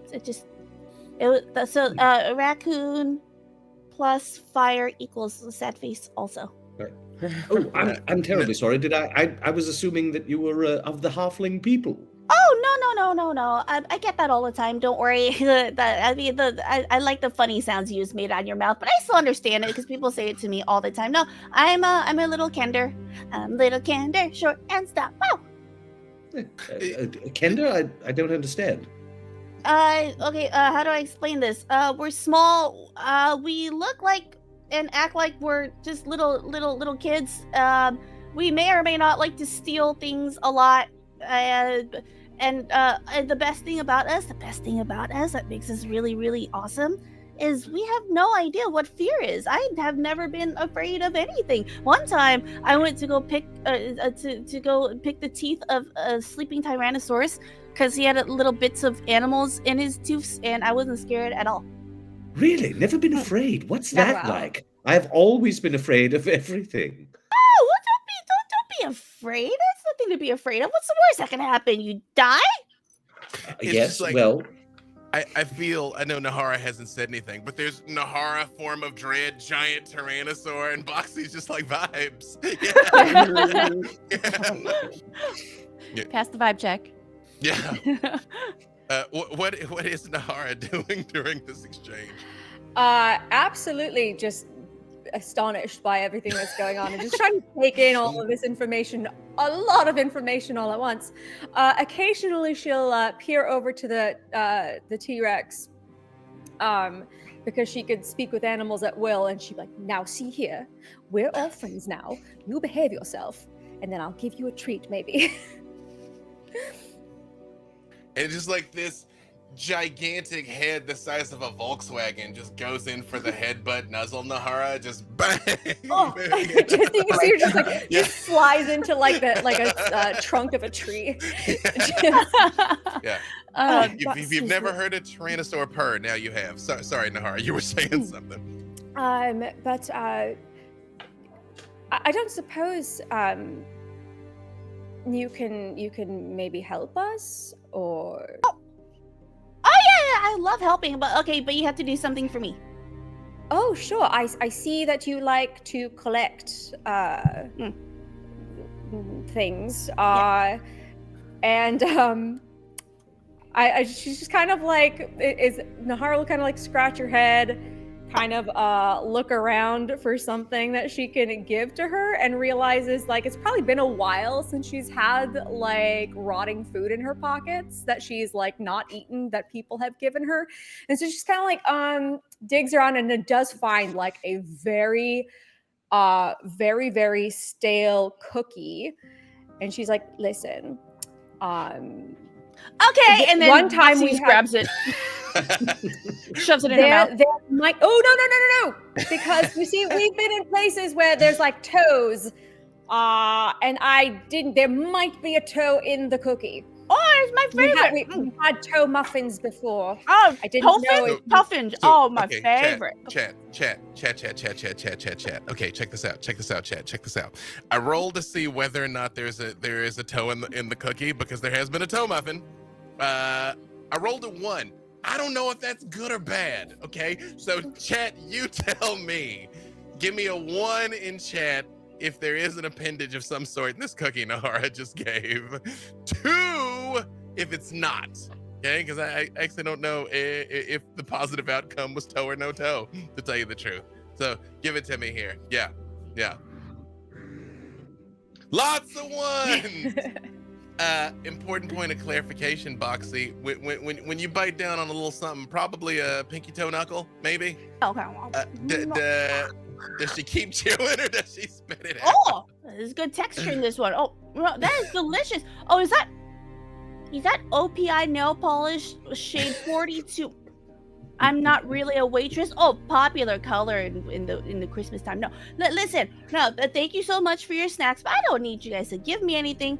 I just want one little favor, and I will help you with whatever you want. Now, you see that dinosaur Tyrannosaurus behind you? Do you think that it can like jostle me around in its mouth like a roller coaster? If you want him to do that. Yeah. I guess I could ask him.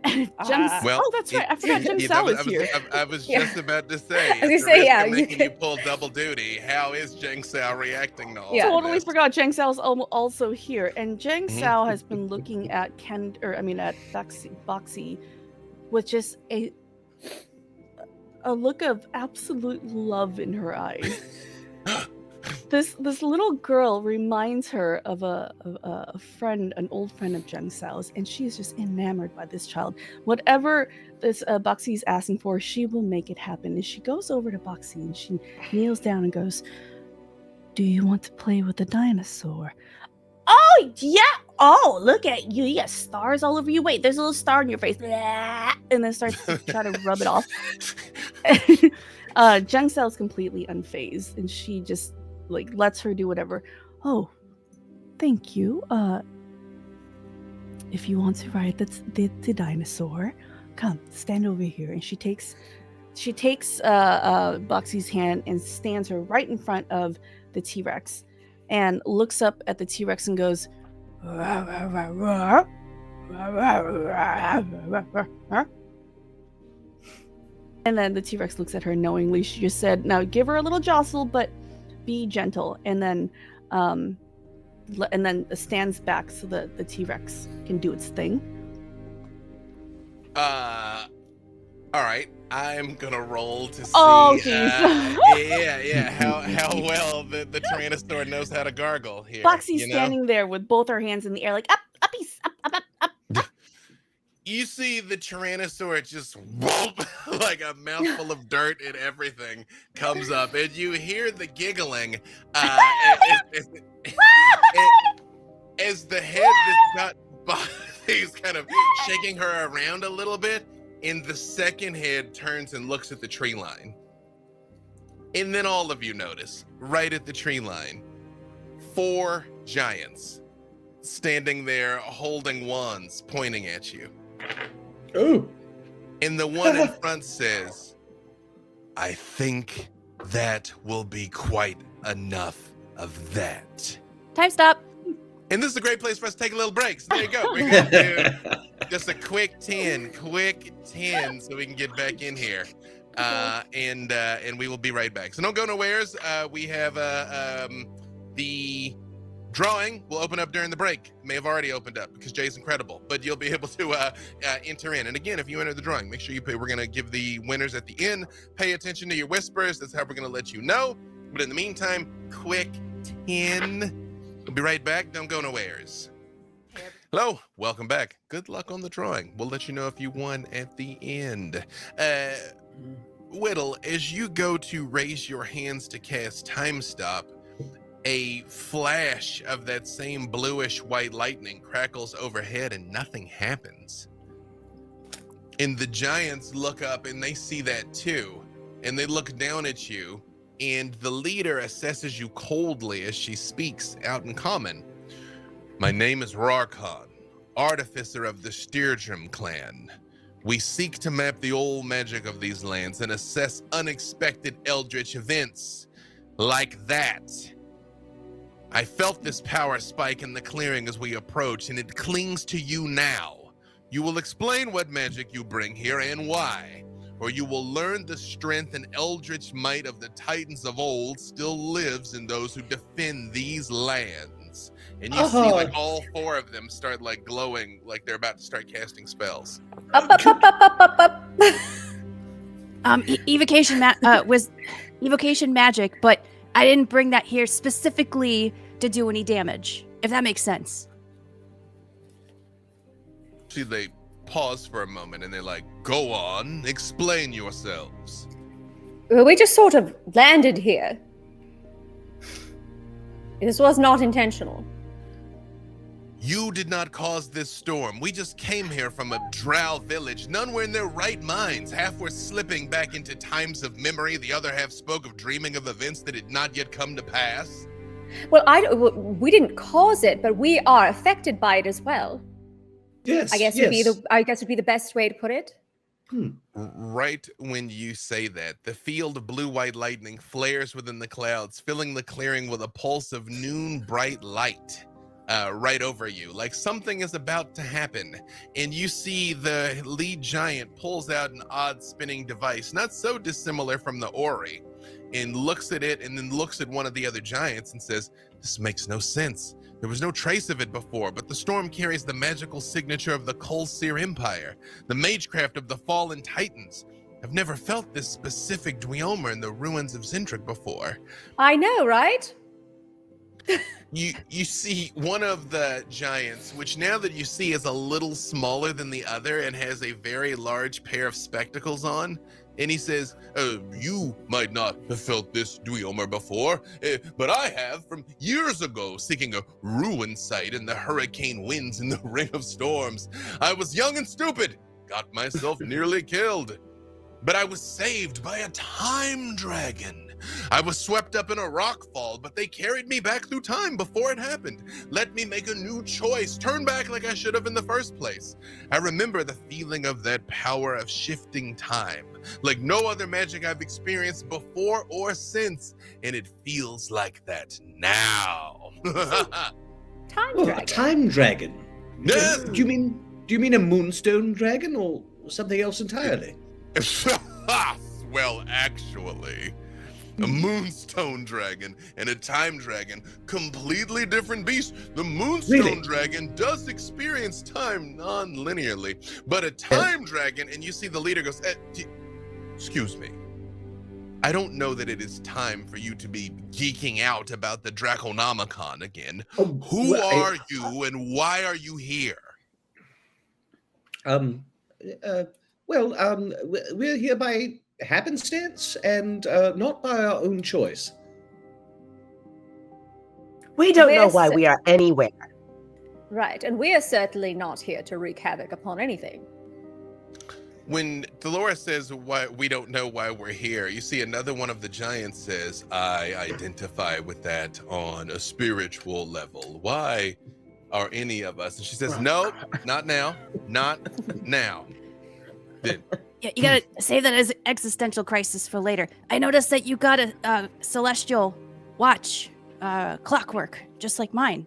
And she holds out the orrery. She looks at that and she goes, this is an eldritch compass of my own design. I'm quite proud of it. It helps me find the magic of the Titans of old. What does your device do? It tells me where we are. So every time we slip through a portal, we hear this voice tell us where we are and what year it is. Sometimes it's present day, and sometimes it's in a earlier timeline. Slip through a portal, slip through time. Yeah, it's happened to us a lot. All of you give me persuasion checks.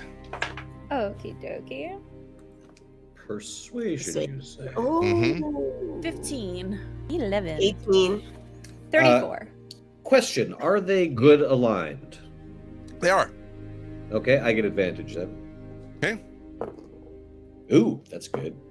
Yeah, I'll take that first one. So that would be total of 27. Boxy is hanging off one of the dinosaur's tooth. The dinosaur is now forced to hold a mouth open, like agape, and Boxy's just sitting on his canine, his bottom canine, just watching everything. And she goes, "I got a 22. I'm just saying." But it's the feral child of the jungle. Who are you calling a child, you big oaf? Listen, your story is fantastic, and yet I sense no deception from you. No, we are in earnest. And when you see that she's looking at, do any of you speak giant, by the way? No.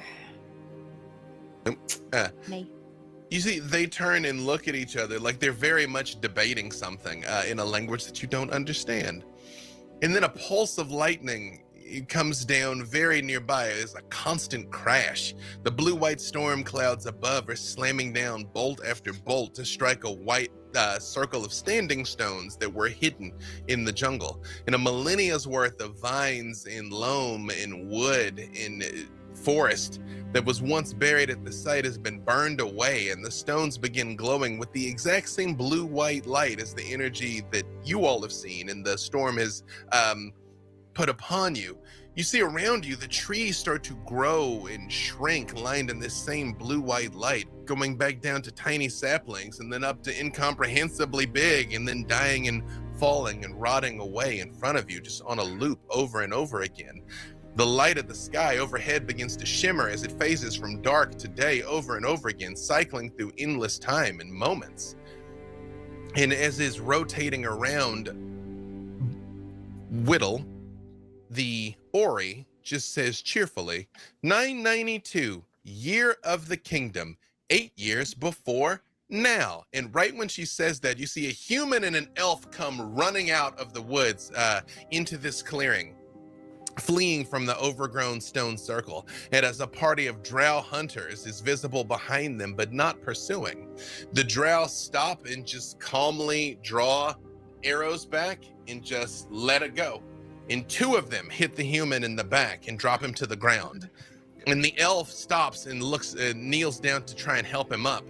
And although you shouldn't be able to see much because this is like far away, somehow the power of the storm is focusing this where you can see it up close, like you're standing next to them. And you see that both of them have cloak pins in the shape of a Gorgon's armored head. And you see the dying human thrust a bag into the elf's hands, and you hear his voice. Get this to Lazapaz and Sharn. If anyone can unlock it, she can. The elf nods as her companion goes still, resolute as she opens the bag to confirm its contents. An obsidian stone cube encrusted with dirt and grime, but with golden arcane runes still visible across all 6 of its faces. And the scene fades. What would you all like to do? That's it. That was it. That was it. That was Yes. That was Fatebreaker. Indeed, at some point in the past. We must find that elf. Did he say he was going to Sean? Is it an elf? And- Dwarf? It was an elf. You see one of the other giants scratches her head and she says, Lazapaz was a genius goblin artificer out of Sharn, yes, but she went missing from the city 8, maybe 9 years ago. The best magical wards and protections of House Cannith that they could build didn't stop whoever took her.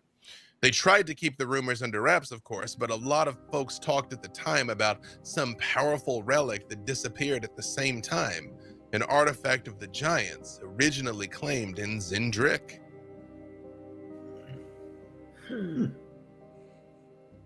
Very well. Then, I suppose, we follow his path. If he had it, he must have done something with it. And Where can we find this Lazapaz? Right when you say that, a pool of bluish-white light opens up on the ground in the midst of those standing stones. It looks just like all of the other portals you all have taken. Oh, right on time. Suppose it's it? Yeah, oh, wait. The one with the glasses pushes them up and says, the ruins of the Colseer Empire are down there. Deep beneath Zindrik is the Emperor Colseer's former court, lost for 40,000 years. And for good reason. You try to trespass there, friends, you will only find death. Oh dear. Well, we have scant choice in the matter, really. I mean, there's a lot at stake. Perhaps all of time and space, reality as we know it, and multiple realities. It is a risk that we must take. Yes, we're far too in deep now. You see, they all look at you here.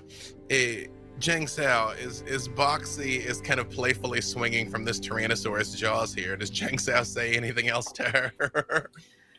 Jang Sao looks up at Boxy and goes, "Little one," and then she commands the T-Rex to lower his head with his jaws still open, and Oh,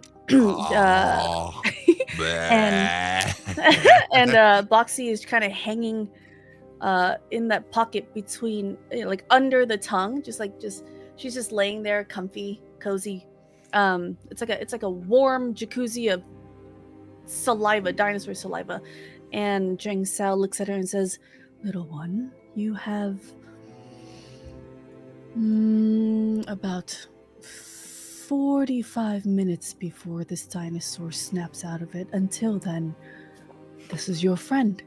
You can play with him, but make sure you're safe by the time is up. And I want to say it was lovely to meet you, Boxy," and pats her on the head.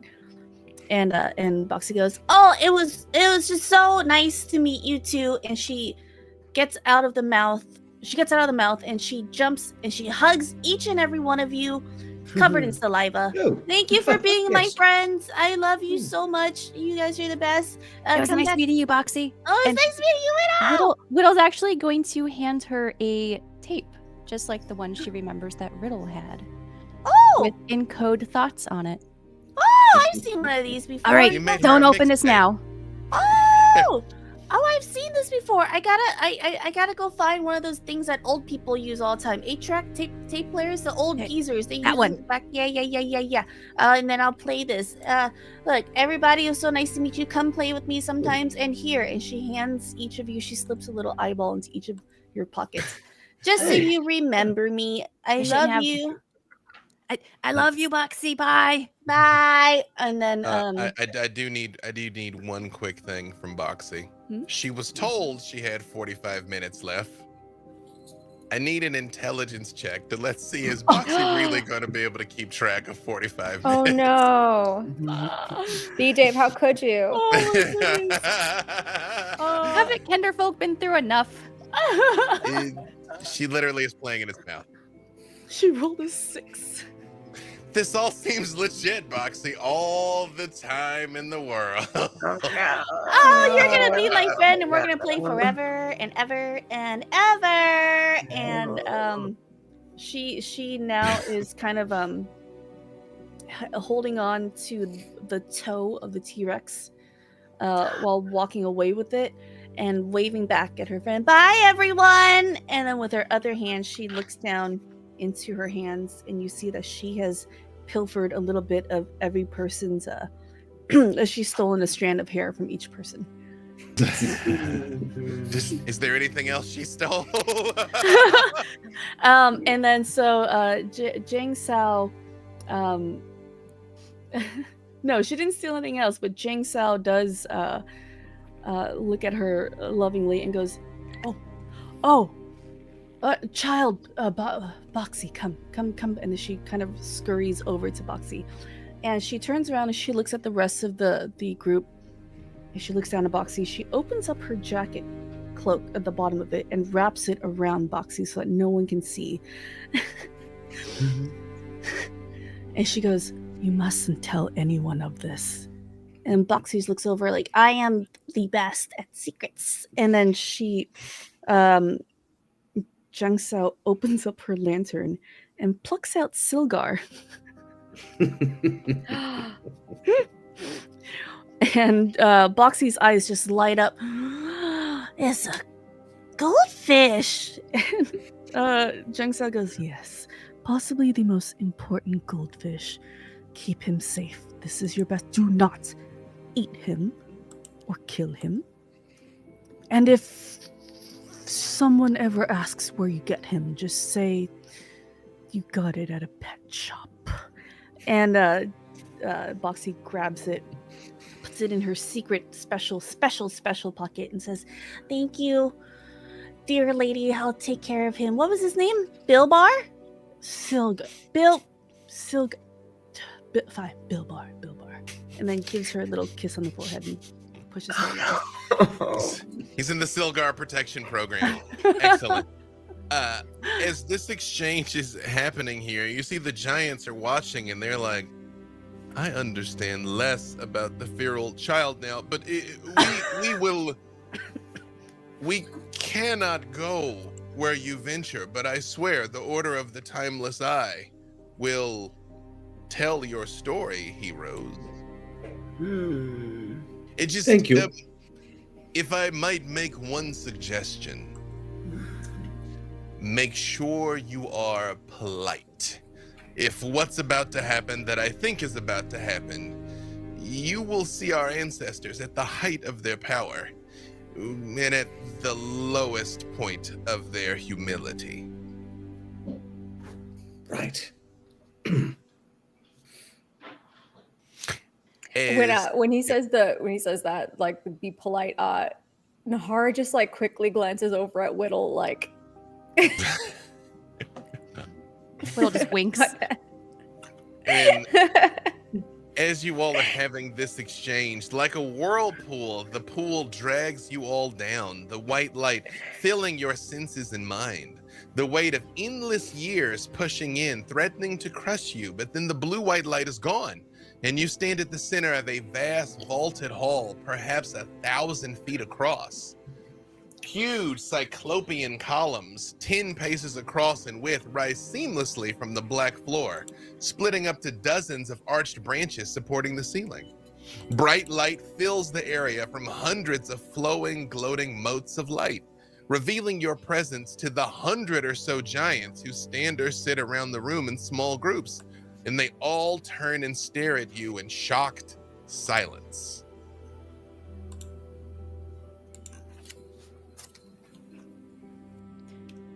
Hello. This seems Hello- like a hello. big deal.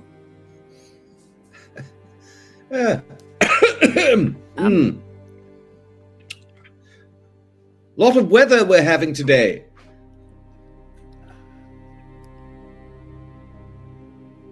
You see, like, you can hear a pin drop here.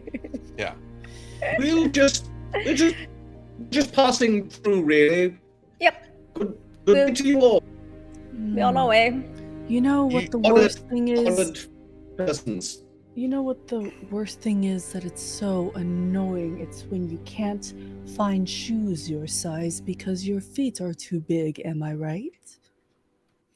You see all of them kind of like look at each other here and are very confused. And an old, wizened looking storm giant, her skin sort of the color of the blue sky, but like very bright white hair, wearing very elaborate robes that instantly mark her as some sort of wizard. Although you see magic runes and incantations kind of on all of them.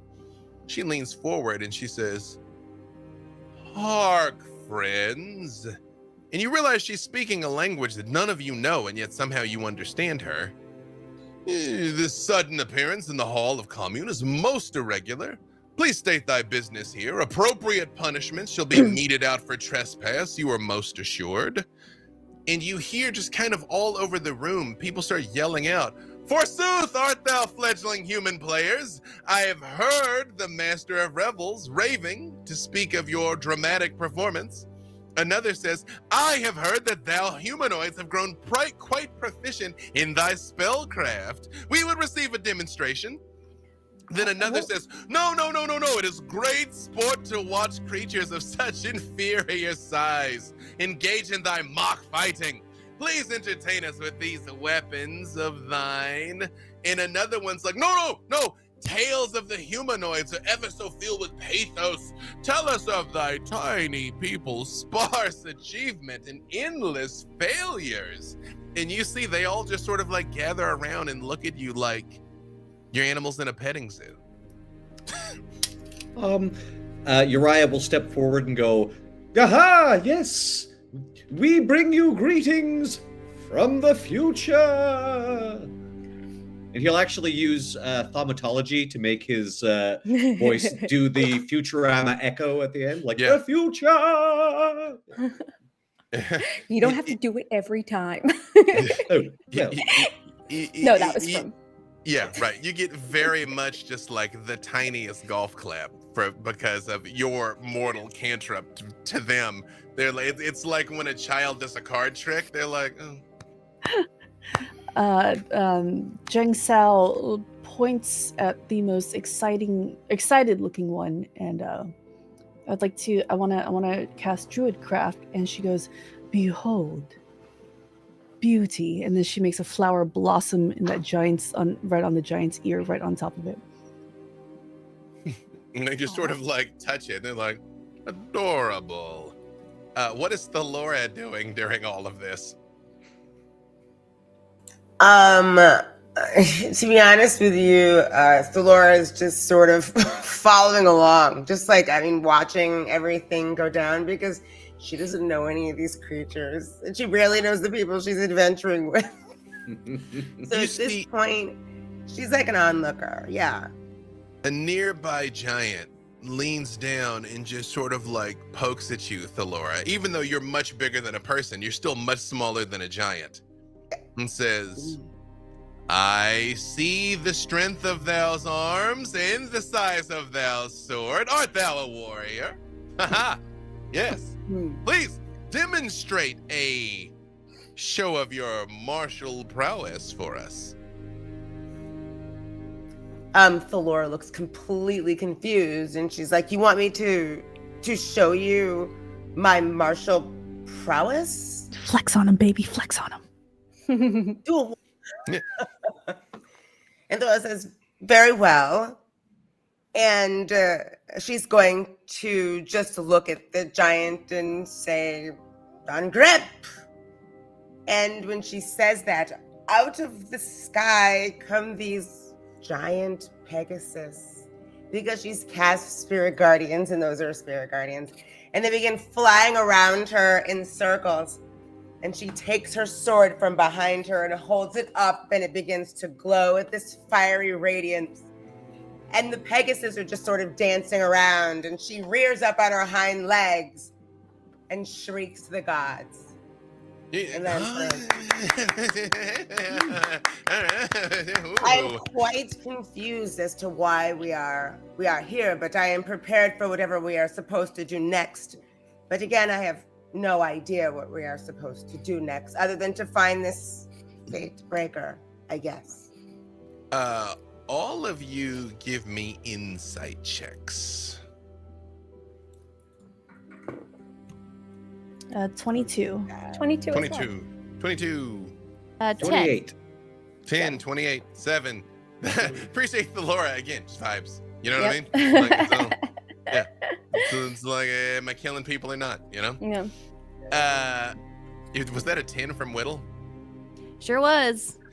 You know, Widdle, this is rough because again, you are literally ankle high to them. Like, I mean, the smallest one in here is 20 feet. Some of them are upwards of 40 feet. Like, and they're all just decked out in finery and just rippling with magical power. Like, I mean, this is almost akin to being in the court of some gods, which Nahara, Jang Sao, and Uriah all realized at about the same time.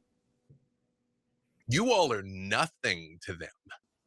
Like, there's no hostility because it's like you don't register enough to have an emotional reaction. Like, it's not so different if, like, right now out of the wall a mouse walked out and started tap dancing and you're like, is that a tap dancing mouse? Like, there is such a mix of both power and pretension. You know, they say it's not cocky when you can back it up, and you know, you were told this empire is on the verge of collapse. Like they're in their last days, but they don't know it. Like, I mean, this is just like ultimate let them eat cake moment, essentially. Is they're just all looking at you. Nahara, reading the room, especially with the previous conversation, she takes out her orb and very curiously, like almost as though she's setting it on a shelf, it floats in the air as she takes out her lyre and begins to sing a song about the Black Dice Society and how they were all puppets of the Dark Lords and the adventures that we'd gone on, and the story of how her and Uriah had fallen in love, and how the bittersweet ending to our marriage and our tale. And as this is happening, the orb is kind of like projecting scenes as the song is going, so they could visually see everything that I've been singing about along to the tune as she uses Tales from Beyond to tell that story. What exactly does Tales from Beyond do? Just while holding your spiritual focus, which was the orb. I'm kind of putting a little flavor on this. Sure. It's a bonus action to expend or use one of the bardic inspirations that you roll on the spirit table. So you can retain one tale at a time, but this is the thing where I'm like, this is the tale I'm telling. But she's using her lyre as musical accompaniment as she sings this song. We love flavor, so much so I'm going to let you roll performance with triple advantage, so you can roll 3 times. Oh boy, that's the Chris Perkins original with the triple advantage. Okay, you can roll performance 3 times. Performance. Okay, three times. Here's 1. And take the highest.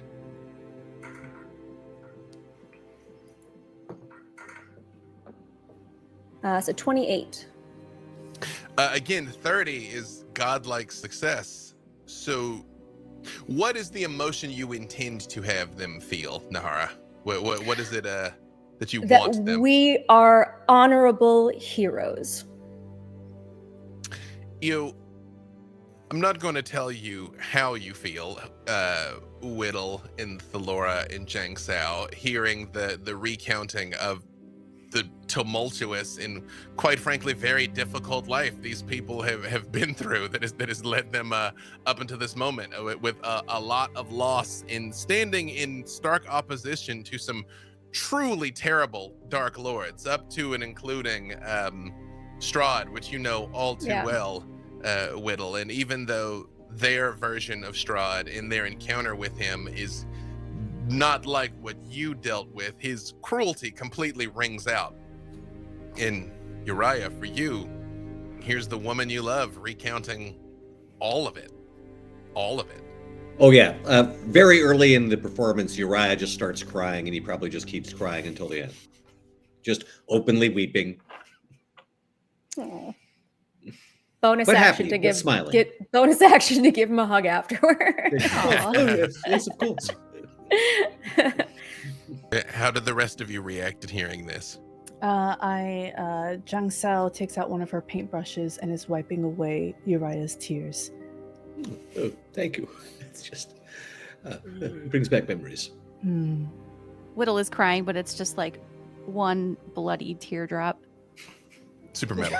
Jang Sao pulls out another brush, a clean brush, and also wipes her tears. This is a good color. I can use this. It's a good thing Boxy's gone. She'd have licked your faces. Yeah. I've got more where that came from. Jang Sao. And how does Thellora respond? Thellora's wondering where the hat came from. Isn't this like new to us? Haven't we like been faced with like Aslan and the other character before? Like, where did he come from? But now it kind of explains what Yeah. And actually, during all of this, Aslan is, the ghostly skeletal form of Aslan is just sitting there with his arms crossed, floating there. Yeah. I come off like such a bad guy in this. It's stupid. It's a lot of whining. It wasn't that bad. How did you lose to these people? Just. Are you all right? Yes. Sorry. Just wow. It was. It's beautifully We've been done. through a lot. Yeah. Yes. Jang Sao's allergies are spreading. And as you all sort of interact for a moment, you realize after you sort of kind of take in the room, all of the giants are like, some of them, like their shoulders are kind of quietly shaking, or they're like kind of like wiping their eyes and things here. And you see one of them in the back is like,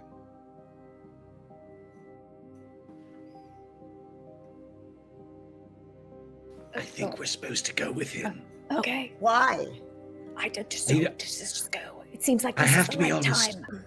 I have to be honest, I was hoping the one guy at the back was going to start a slow clap, and then they'd all start clapping. But this is good too. This is also good. So Oh, yeah, we this should go with crying is very... It's getting awkward. We should... him. Yes, I'm sorry about that. It was just- Oh, not you, the That was very moving. No, Has not everyone you. still got their long strider slippers on? When Widdle casts long strider, it's actually oh yeah, I'll like give you pink, the yes. pink fuzzy Mhm. slippers that makes Oh. them Oh, So I hadn't comfy, noticed I was wumpy. wearing these. Yes. They look great on you. Hmm. Let's go follow that guy back there. Yes. We can pretend to follow him. We'll let him think we're following him, but really, we're the ones that are. He's following. Yes. Does that make sense? Yes. We are from the future. So, to the assembled giants, just as they're weeping, it's like, thank you so much for listening to our tale. We must go, for we Widdle- are small and harmless. Exactly. Widdle doesn't turn their back towards them. She just like walks away backwards, bowing. Is this what you're supposed to do? Am I doing it right, Nahara? Sure, yeah, yeah, just be like, no encores. You see, when you say no encores, the kind one that spoke up first was like, no, it's so beautiful. We must present you to the Emperor. We will shower you in gold. Your mortal lives will be given meaning for our entertainment. And you managed to like slip out the side door. There is, you see, like they're all like hugging each other and stuff, and they're like, such tiny people, such big feelings.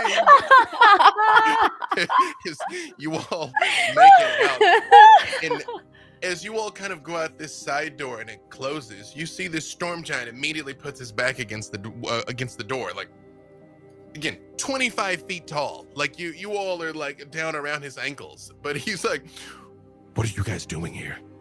You're like time travelers, right? Yes. Yes, Yeah, like involuntarily. So How yeah. do you just know that? I am a chronomancer. I study and channel the magic of time. I have never felt any such magic as strong as the power that dissipated right after you arrived. Yes. Well, that's not actually our doing, per se.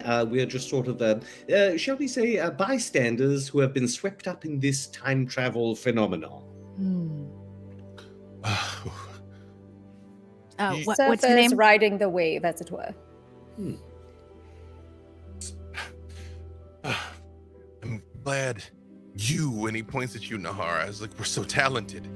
It is a difficult time in our interactions with humanoids. The Zindrick, the denizens of Zindrick have been using this instability in our people to challenge our power and rule, and the Emperor Kol Seer has vowed to put a stop to their rebellion. You're lucky you weren't hung as spies. I feel the same way.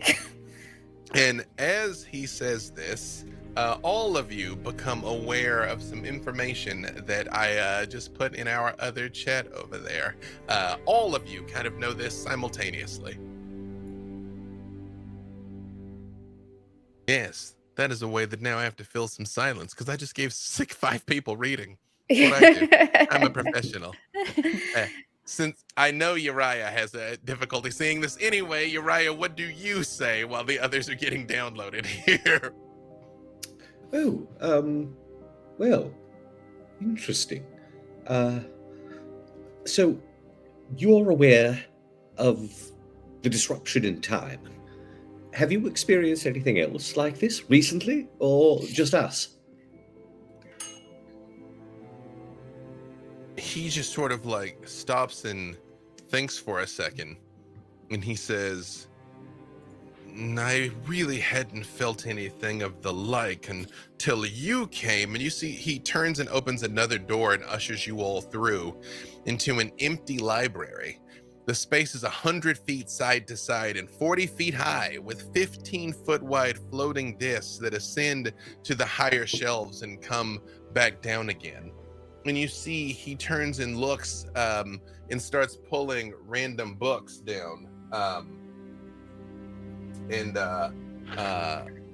opening through them. Also, shout out to Suede Yen in chat for the comment on the costumes. Thank you. We all try. Aw, thank you. I'm like, everyone is exerting a lot of effort and suffering in their own unique ways. Yes, this jacket is very heavy. It's like 25 It is a very pounds, so heavy thank you. jacket. It is a very heavy jacket, but it's very metal. It's very metal. You can't quite make out, but Thellora's got different contacts in. Like the Uriah's got contacts in. Like it's there's dots all over Jang Sao's face. Of course, the perfection of the lip with Nahara. My part's the easiest. It's just really freaking hot in here, but thank you. Yeah. Yes. As he is reading here, all of your minds are filled with what I told you over there. I make eye contact with the others, just sort of check in, like, did you all get that too? Yes. Yes. What an unfortunate path. Tell me, sir, do your people have any particular plans regarding, shall we say, the suppression of rebellion in the near future? You see, he stops and looks at you and he says, the Emperor is working on a new weapon. But there's a great deal of secrecy surrounding Colseer's work. Many of us are involved in the Emperor's magical research, but none of us are entrusted with its full scope. We detail pieces of a puzzle, provide components for something larger, but never see the fruits of what we do. But growing rumors speak of how Colseer's weapon is meant to control the flow of causality. A weapon that might win any war by undoing any defeat, or destroying an enemy long before that enemy can first arise. Yes, and does this weapon have a name yet? I do not know. As you are aware, we are from the future. And look, I'm probably breaking a lot of rules by telling you this, but it doesn't go well. Not for your people, not for your kingdom. There's probably nothing we can do to prevent that, but you might be able to save yourself. Knowing what Don't we shoot know. the messenger, please. You see, he sort of like stumbles a bit and like sits down on what to him is a bench, but to you is the size of a house. And he says, if what you say is true, then there is no stopping it. The ink is dry, although for us it is not yet written. Tell me, what comes to pass? Uriah, I don't know. You are a chronomancer. You know the inherent risks of knowledge of the future, and I think, well, as someone of your trade, I think you can be trusted to act responsibly with it. Very well, I suppose you deserve to know. Uriah clears his throat as he puts on his reading glasses to relay. Would you like that information relayed to you audibly, or shall I just say, that thing you said? For the sake of the unseen forces that are observing your adventures, Of who course. can't read it, yeah, we probably... Very well. So, Just Uriah say it out paraphrases loud. this. Well, sir, ultimately, and forgive me for being blunt, the giants will fail in their attempt to put down the countless rebellions presently tearing at the strength of your empire. And in the near future, your emperor, Colseer, is it? He attempts to unleash a magic weapon, which we assume might be something called Fatebreaker, in an attempt to control the humanoids and save the Titan civilization. But in response to this, the dragons of Eberron will attack to prevent the weapon from being used, destroying the Empire utterly. and leaving this civilization in ruins. You see, he opens his mouth to say something, and blue-white light flares around you. The giant's figure freezes in place and then slowly fades away. The extents of the library shimmer and quake, the storm unraveling them like threads in a tapestry as its power increases. Something is happening, and the storm is trying to lock down this moment. And as it starts, all of you feel that familiar feeling, and you hear Tiamat's voice echoing in your mind, telling you how to control yourself during this temporal flow, this temporal rift. Once again, all of you give me Arcana or Insight or Religion, and again, keep track of whether or not you succeed in this roll. I believe if you had succeeded last time, you get advantage. If you succeeded 3 times, you automatically pass. It's a unique mechanic we've come up with for Wobbly. What was that? 8 I heard for Jang Sao? 28. Oh, 28. Mm-hmm.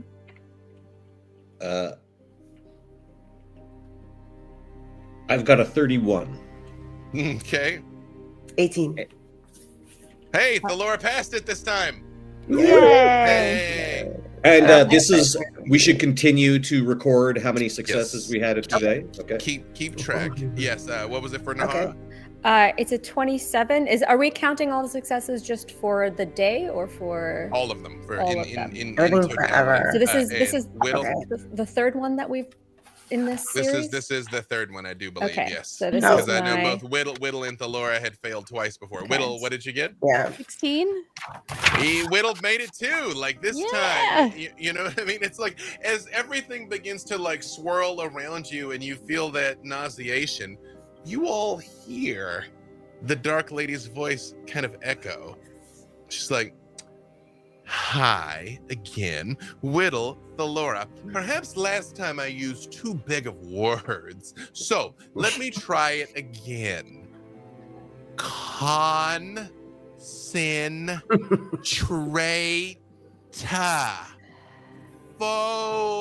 Focus. Be in the moment."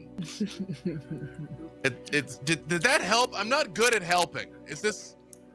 Widdle is using all of her might to not say something snarky right now. Now you're shaking like Boxy was earlier. You're trying not to do crime. Yeah. But Yes, Thellora. Yes. Okay, no, I was just remembering the look that Nahara gave her the last time she wanted to reach for her sword in this sort of instance. So she just gritting her teeth and smiling. just in case. Just in case he's. Just in case. Hey, dragons are gonna rip this place up soon. So yeah, you're right. It's probably not the time. Focusing the power of the storm opens the floor beneath you like a whirlpool, dragging you down. In the distant past where you stand, you see the laboratory of the Emperor Kolseer in all its splendor. A vast space of glass columns expose and expansive workstations where giant mages are frozen in place. But fracturing that view are scenes of destruction, giants fleeing and dying as the laboratory is blasted to ruins by mighty dragons with claw and fire. And then a specific image suddenly takes up a dominant place within the shades of the past, telling you that you've already arrived here too late. A great eldrich engine of glass and mithril, brass and steel comes into being moment by moment as the towering device seemingly assembles itself out of nothing over months and years. But as fast as the engine forms itself, the storm tears it down, the structure held in a stasis of creation and destruction. An intense mode of blue-white light flares at the center of the engine, shimmering as an image echo of a moment just past. A spectral Manchun is there, triumphant, and turns and smiles at you. But he's already fading away where he holds the familiar onyx cube of Fatebreaker in his hands. And then as you are getting your bearings around you, you all hear something quite unexpected. Ah, sick! You're here, bro. Cool. What's up, man? Hey, you guys, focus. Like, remember she said to like, focus? You guys, hello? And as you turn, you see 4 turtles. They are identical except for the color of their masks. One is blue, one is red, one is purple, and one is orange. Yo! Uriah, Thellora, bring it in. Bumps. Oh, all right. Hey, Nux, Jang Sao, Nux. What's up? Hey, you guys. Hey. Hello. Yeah. Hi. Yeah. I'm not sure we've had the pleasure of making your acquaintance, but you seem to know us. Oh, yeah. You haven't met us yet? Okay, sorry. Rembrandt, Vermeer, Roostdale, Van Eyck, right? Okay, like, we got into a dust-up with you guys, and quite frankly, it was ill-advised because you're pretty powerful, so instead, you asked us to come here today to help you guys with this fight that's about to happen, because it's pretty brutal. Okay, Right. I have to know this. What weapon does each of them have? Like, what weapon does Rembrandt have? Which weapon does Vermeer have? And so on. Inquiring minds. A legally distinct katana, sai, nunchucks, and bow. Okay, Legally great. distinct. But Yeah. who's what? Who's what? Is Rembrandt Rembrandt's Sai? got the katana, Vermeer's got Okay. the sai, Roostdale has the nunchucks, and Van Eyck has the bow. Okay. Okay. All right, Le- good. legally distinct. Now, did you Yeah. say and Jang Sao's hand is still in Nux, confused. Now, Mhm. did you say a fight that's about to happen? Yeah, I mean, like, we got here in time, though, right? Because, like, you were like, be sure to get there in time, because we're gonna get there first, but then, like, some other stuff's gonna go down. Oh wait, and we this group told you to come here now? yeah, you were like, no, something terrible happens, and you were like, bro, like, you should get there and you should help. Yeah. You look awfully young to be fighting. Perhaps Oh, we're teenagers. Yeah. they send Yeah. up children. We're samurai turtles, though. It's like, it's common misconception of like how it goes. Yeah. Oh, hang Teenage. on. Are you teenage magic samurai turtles? Teenage Magic Samurai Turtles! Like, you got it! Yeah, okay, cool. Oh, hold Turtles in a half shell. Yes. on. Yeah, turtle power! Come on. Yes. bump, Yes. bump. What The- happens right. to be? Do you have a favorite food? Perhaps after this fight, we can. Oh, grab a sure. bite. You know, like, we're super passionate about, and right as they say that, the storm whips up again, and I need all of you to roll a d4 for me. Oh D4. my. Mhm. Okay. 3. 3, 4. 4, Also a 3. Also Three. a 3 for Widdle. also a 3. Thellora. Are you muted, love? Yeah, sorry, I can't see, I can't hear you, but yep, you're muted. Cuatro. Perfect. Again, you all feel the storm surging through you here, gaining you certain abilities. I think everybody was 3 or 4, right? Yeah. If you got a 3 at any point during the fight, you can take advantage on a d20. You can choose to use this for advantage at any time you want. If you got a 4, you can choose attack roll, ability checks, or saving throws. Every time you make that kind of roll, you add a d4. Okay. You basically give yourself guidance.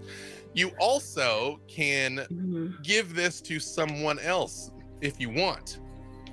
And you Awesome. feel time start to warp around you. And one of the turtles turns and looks at you and goes, oh, bro, you said time's like fast, okay? So you can move like super quick, okay? Oh, one other thing. You wanted me to remind you, and as he starts trying to talk, everything suddenly slows around you. In a vision of your senses, at the center of the eldrich engine, a figure is wrapped in a cocoon of blue-white light, writhing in pain. A figure you know, but you've never seen before. A wormling dragon with nub-like horns and their scales shining the same blue-white as the storm that consumes them. And you hear, please, no. The wormling speaks with a child's voice, the same voice I believe it was Widdle that heard last time. I don't want to go. I don't want to go. And the vision vanishes very quickly, but it is replaced by something quite different. A huge giant, 50 feet tall, appears, crackling with energy, and looks down at its hands and says, I am Kolseer.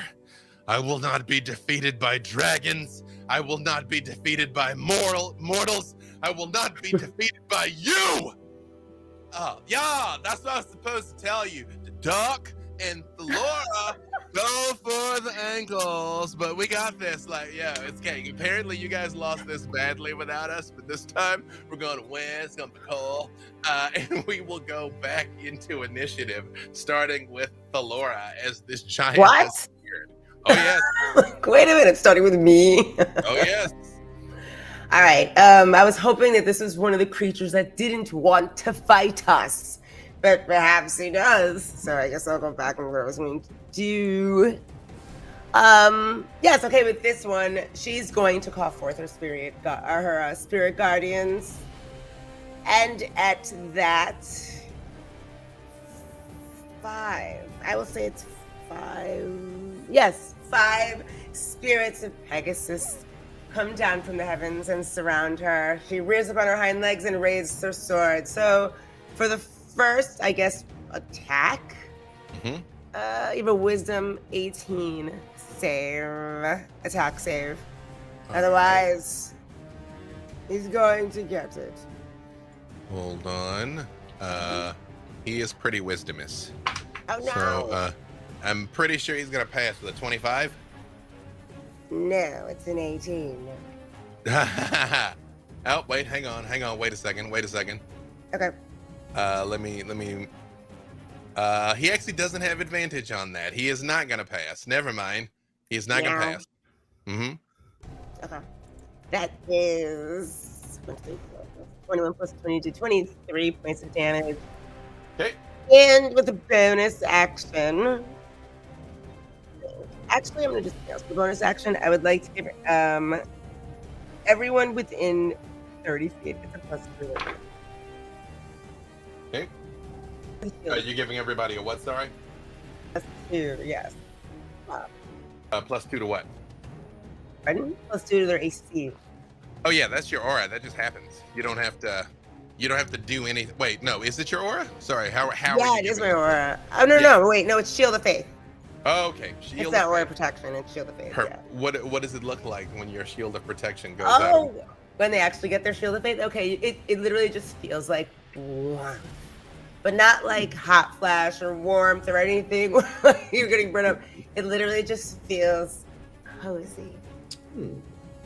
I sent some other things that you all are aware of. There to our I sent you both initiative and above initiative. I sent you some things that you're aware of. But as you are fighting here, Fatebreaker's power is centered in the eldrich engine and is increasing in scope exponentially with each passing moment. Its power will increase beyond limit unless the eldrich engine is shut down. But that being said, anything else from Thellora? That's all. That brings us back around to the top with Nahara. Nahara will bonus action take on a form of dread, and then immediately surrounding this giant as she weaves her hands through the air in a circle-like motion. An illusion to this giant appears in the form of this gigantic wall immediately surrounding it, but it's made of hot molten lava.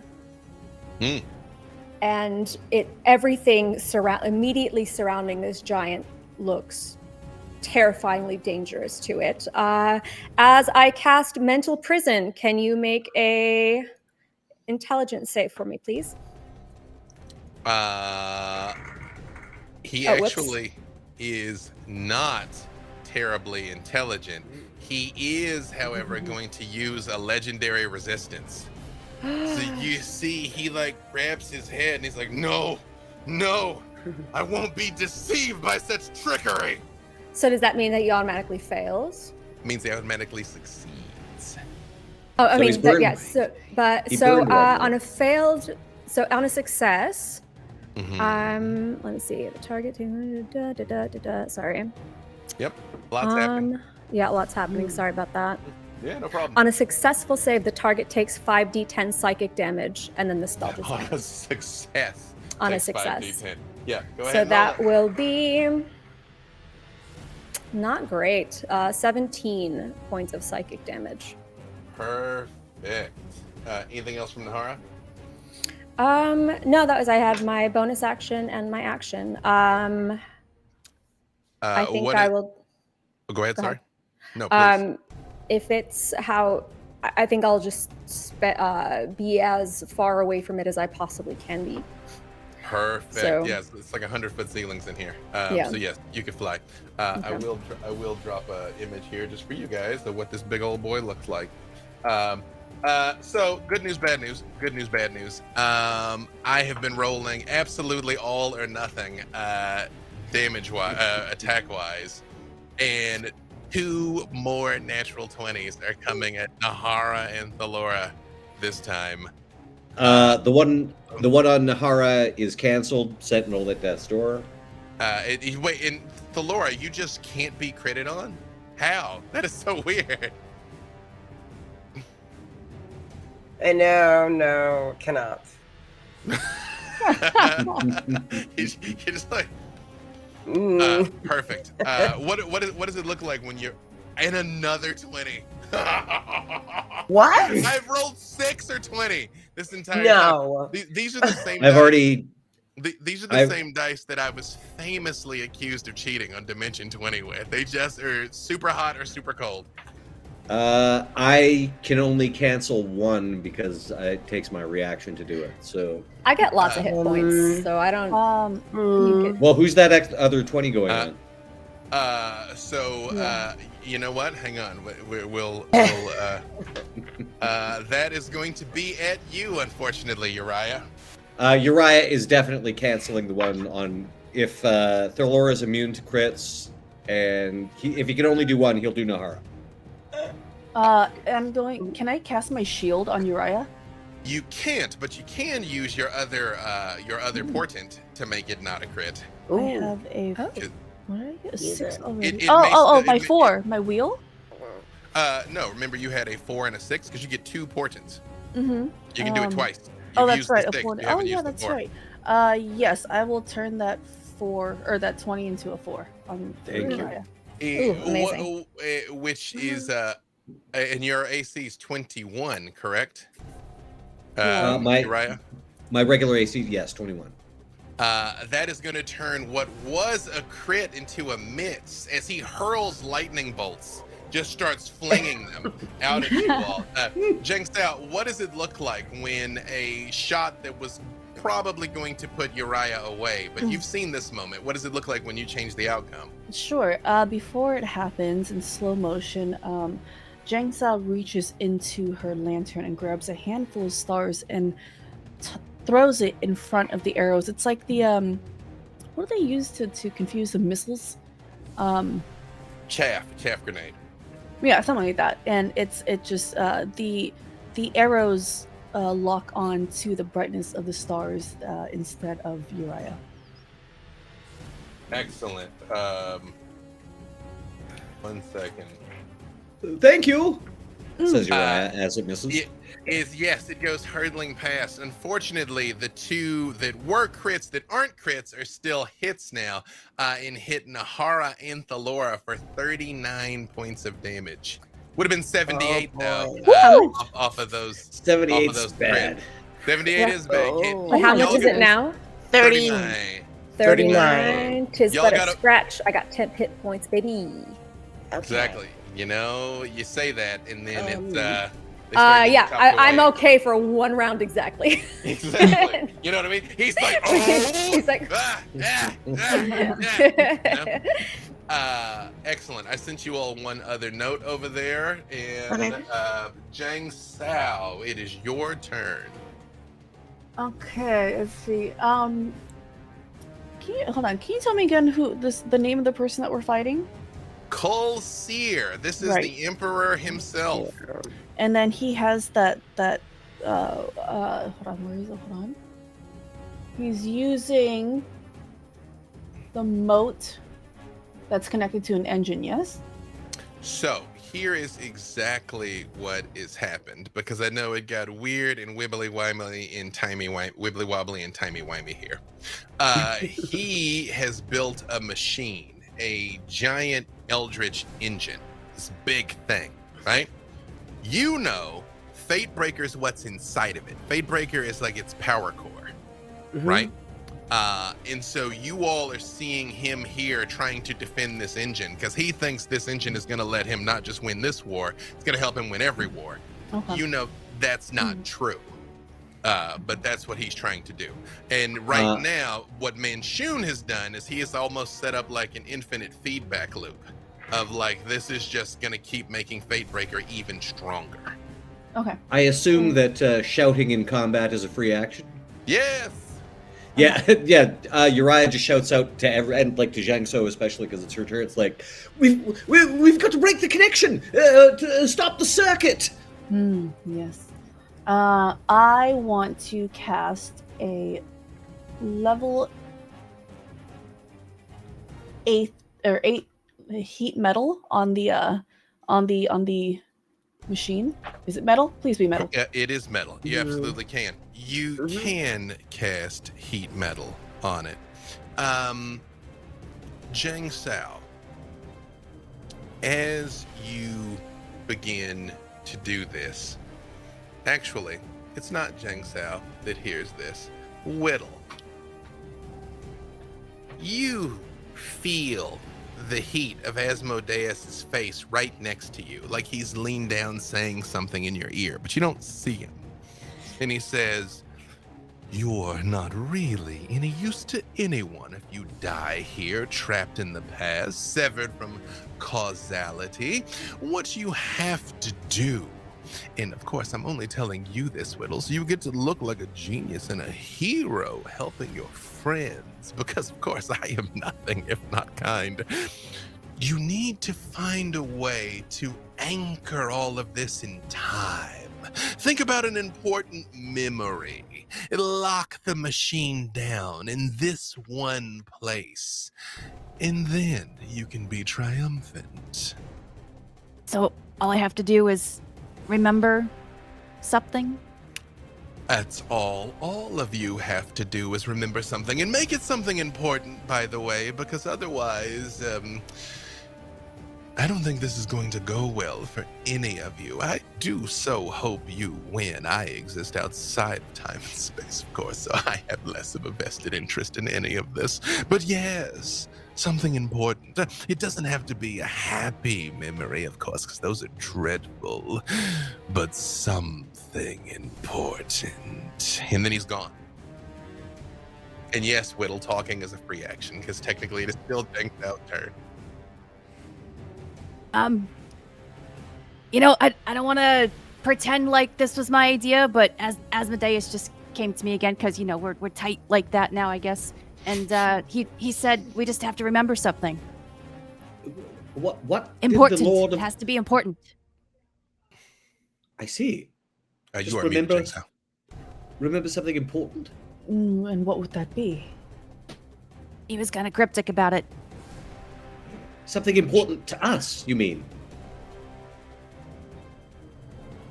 Let's assume that's what he meant. Jang Sao, what's important to Jang Sao? This is kind of difficult for you because you exist in the astral plane where time is kind of all relative, but you have memories. Things have happened to you. What's something that Jang Sao thinks about?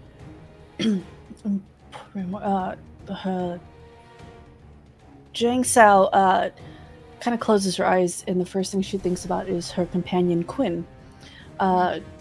Quinn was her friend that she traveled to astral planes with, that she carried on her shoulder. She was like a child, and they used to collect stars and paint the cosmos together and paint planets and galaxies. But as the centuries passed, she noticed that Quinn was starting to fade from the toes up, becoming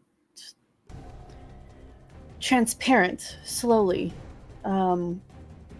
She eventually faded away, and the stars reclaimed her. And this was her only and longest friend, and she still carries on the dreams of Quinn to paint the stars. As Jang Sao is thinking about this, you all see this, and you also see the machine start to like fade and become like a little more physical and a little more real. And you see the magic kind of start to take hold of it as it is fading in and out, but it's like anchored more and more in this reality as you hear the heat metal begin to take effect. Anything else from Jang Sao? Ah, I see. Everyone must just concentrate on your dearest memory.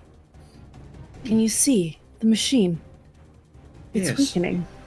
Yes, it seems to be working. Dearest memory. That's easy enough for me. Uriah, it actually is your turn. So what would you like to do?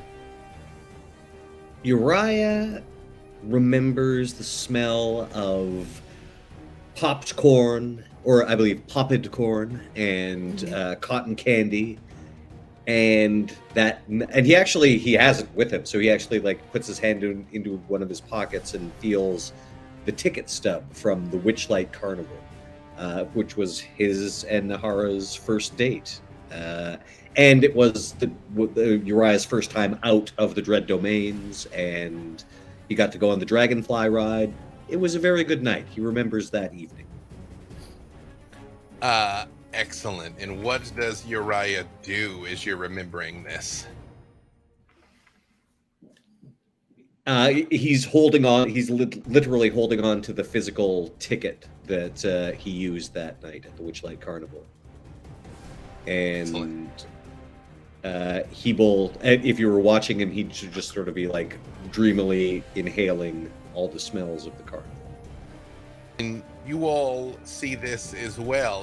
This really kind of fun, bright, green place in games, and smell food, and you see an uncharacteristic good day that they got to have. And as you're thinking about this, you see it does begin to coalesce more and more and more, and begin to heat and bubble more and more as the heat metal is managing to penetrate it, as it is locking more into this place of being.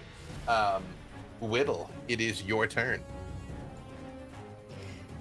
You know, there's this memory that I can't get out of my head. It just keeps replaying over and over again. It's happy, I think.